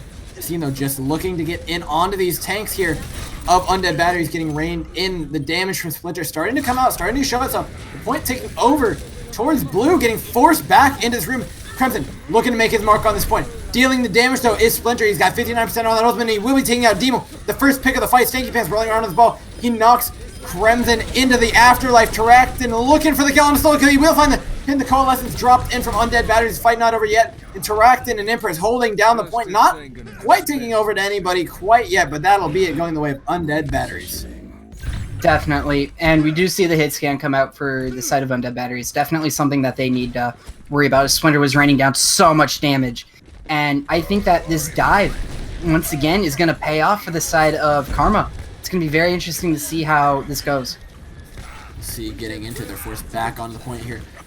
Snake Pass just waiting for his opportunity. The concussion grenade comes in and will not be finding anybody. But Snake Pass just waiting. He's looking to drop in. He's gonna roll from behind here. He's looking to drop people out, but it doesn't matter because Splinter's putting in so much damage on the far end, and they're not far enough back in the room. They're taking so much damage. Tarakton taking out Snake Pass, but it isn't enough. He's down. Both his supports seemingly just gonna get ground out here by Splinter. Taking out Crimson on the re-engage. Not gonna let that McCree bully him any longer. Ooh, and we see Splinter with a little bit of a iffy ult use right there. I don't think they really needed that in order to secure that fight, when I think they were a little afraid of Tarakton dropping that shatter though. So it's about sending a message, Jstar. I don't know what you don't get at this point. It's hey, about man. sending a message. The solo ultimate is an art form, and he pulled it off perfectly. As Scene does have his Death Blossom in this fight, and he's in a little bit of a cheeky position. Scene looking to pop that Death Blossom real early. No. He's lining it up. They don't have a clue. They don't have a clue. They use it. He's going to be getting one kill, but taken out immediately by Crimson and the Junkrat out of Undead Batteries. This dive not quite going how they want. Not over yet. Tarakton going to be swinging like a madman here onto the side. Dino Trooper does pull off the rest of the kills, turning up Blue. Crimson finding one on the Splinter, but it doesn't look like it's going to be enough to turn this point over. Holding on to it is going to be Karma. Scene absolutely chunked down the players there. Ooh, and that is a huge fat finger from the side of the Undead Batteries. They accidentally... Okay, never mind. Empress is switching off to the ball. Okay. You had me scared there for a second, Door. All right, coming in with a little bit of a dive there. Seems like everybody wants to play Hammond tonight. The question is, who do we think is going to be doing it best, as we have 4 ultimates from the side of Undead Batteries and 3 going the way. Oh my goodness, he's going to be taking the pharmacy immediately out of the sky. Nowhere to go when you're up in the air. This is a Coalescence drops in from Karma. They don't want to give it this point quite yet, but inside the small room next to point, they're just hiding. Undead Batteries waiting out these ultimates so wisely and just taking their time while they take this point. Grinding it out and pushing it. It looks like they'll turn it over at 84%. Not if Stanky Pants has anything to do. He's stalling like a madman right here, but it will be flipped over. Once again, though, the ultimate advantage is on the side of Undead Battery with 4 ultimates here to 1 from the side of Karma. I do like it. Undead Battery still has 4 ultimate solo kills. Gonna be looking to come out huge with this Primal Rage. They don't have much time. They need to make these maybe 2 fights worth it. Looking for the backline is in purse, and they will be taking out Stanky Pants, over aggressing just a little bit. Solo kills going in. He's looking to use his Primal Rage. You know he wants to try and knock people off, but no. They're just going to take the fight dry. They're going to take the ultimates and leave. On the side of Karma, that is a really smart decision to do there. They're trying to build the ultimate advantage, but this fight's flipping back into the side of Karma.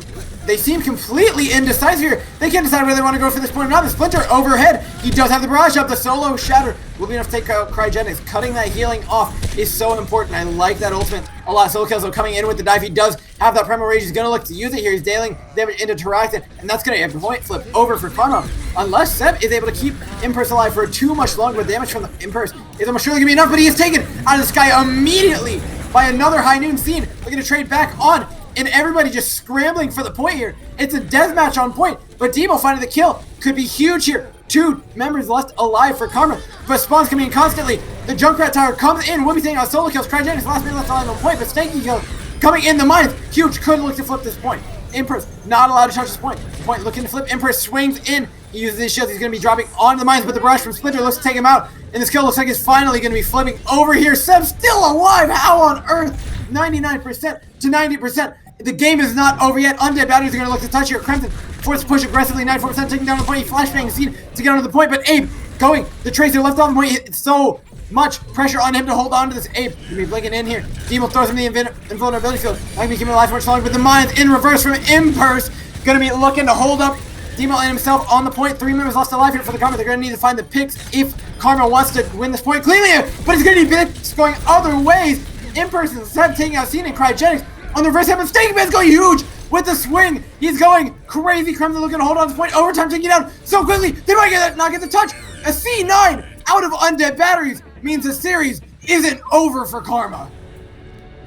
Jeez, the drama, the absolute drama from that match, from this point, it is so intense. Both sides showing the resilience. Both sides want it equally as bad. That last point stall though from the side of Undead Batteries, I thought it was going to be enough to win them the point, and this is honestly a nail biter coming out from both teams. Both teams pulling out all stops.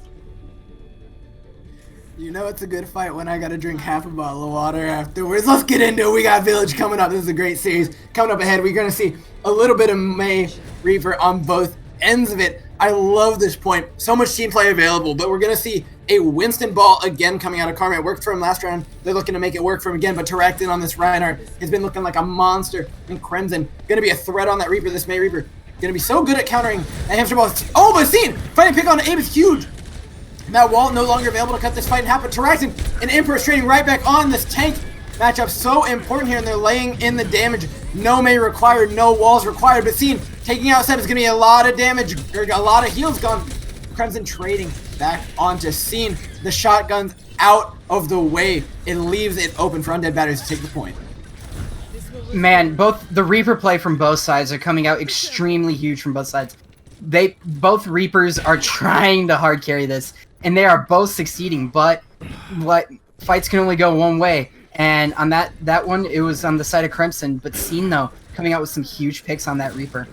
I think this is going to be a difficult point for Stinky Pants to play, but it is going to be all about those mines. He's at 70%. And Splinter's at 90% to his May ultimate. Abe got picked off so early in that fight. His Blizzard doesn't come up for another 70%. And the engage comes in from Stinky Pants. The invulnerability field forced out. Early Coalescence is going both ways. Taraktin slowly getting forced back, but dealing so much damage through the shield. The Coalescence is the only thing keeping him alive. But Ultimate's still up here for the side of Undead Batteries. They do have that Shatter as well as the window. And the Shatter's huge! It finds 4 members here of Karma. It's going to be looking to close out this fight. Taraktin once again showing off the Reinhardt skill. He is such a good Reinhardt, knows what to do and when. He is definitely putting Undead Batteries on his back right now. Alright, 55%. This point ticking down. Karma needs to take it soon, or else they're going to be in a real uncomfortable position. Very far forward, though, is the side of Undead Batteries. The ball will be touching. They do have the mines available, as well as the Blizzard. This is their chance to take the point. They will be dropping the mines on point. Engage on the back line, but it will be Taraktin trying to get as quick as he can. Crimson dropping the death boss and will be finding 2 kills, but Scene dropping to the back line of his own Demon Lord will be taking him out. Blizzard's still available, but they're not going to be using it. Just the mines on the point. They can serve their ultimates for one last push. If I was the side of Karma right now, I'd be going all-star right now. They need to get into that point. They need to touch. And they need to use whatever they have right now. And it's been all Undead Batteries this point. The Blizzard in their pocket. It's all on to Splinter here.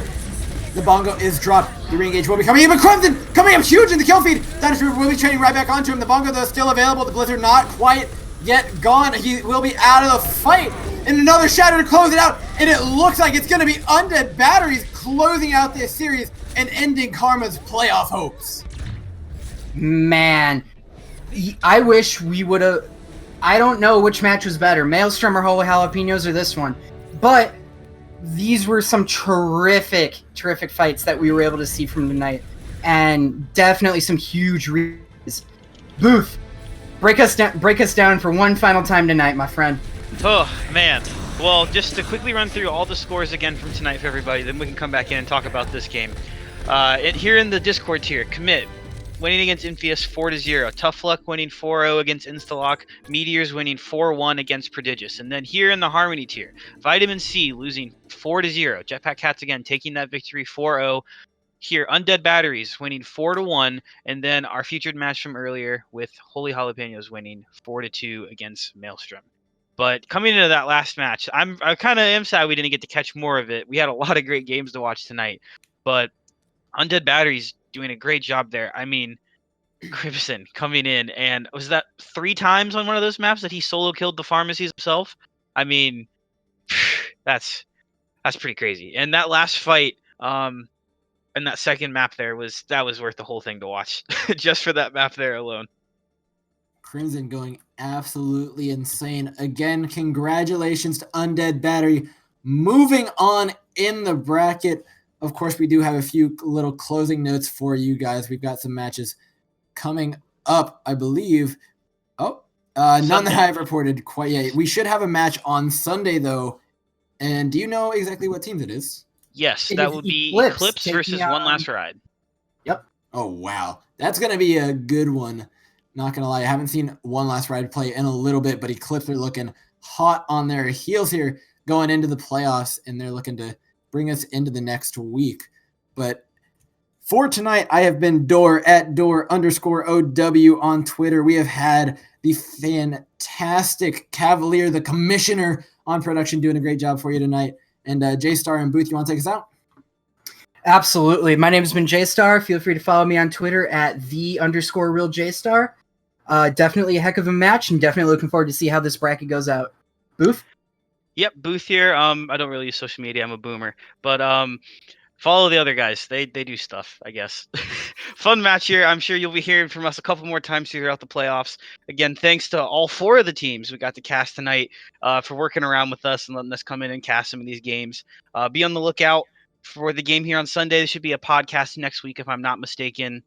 Again, a big thanks to Commissioner, my Captain Cav, and then thanks to Door for not drinking water and breathing for like the past couple of hours. That was pretty impressive, man. I'm not gonna lie. Thanks, man. I'm good. I'm going to go take a nap now. Yeah, okay. All right. Again, that has been all we have for you guys tonight. Thank you so much for watching, and we will see you on Sunday.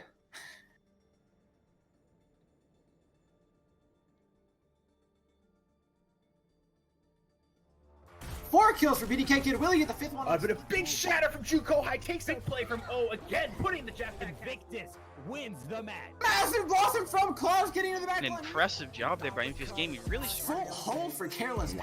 Alt F4 puts the close. Crimson picked up a 3rd. Can he get a 4th? First one will be rocking with the death balls. Pick up 1. And now we see the Shadow Sepulchre Triage coming down with the death boss. We got 3 on the point now, and inside. Holy Jalapenos just rolled straight. Using Maxis on the Soul. This Karma's gonna take up this victory. The top block picks up 3. There will be illusion. Arise, find 3 in the fight against. A full 6K for Shamanzi. Finding 4 with the death blossom. Listening. And now you better back down, 'cause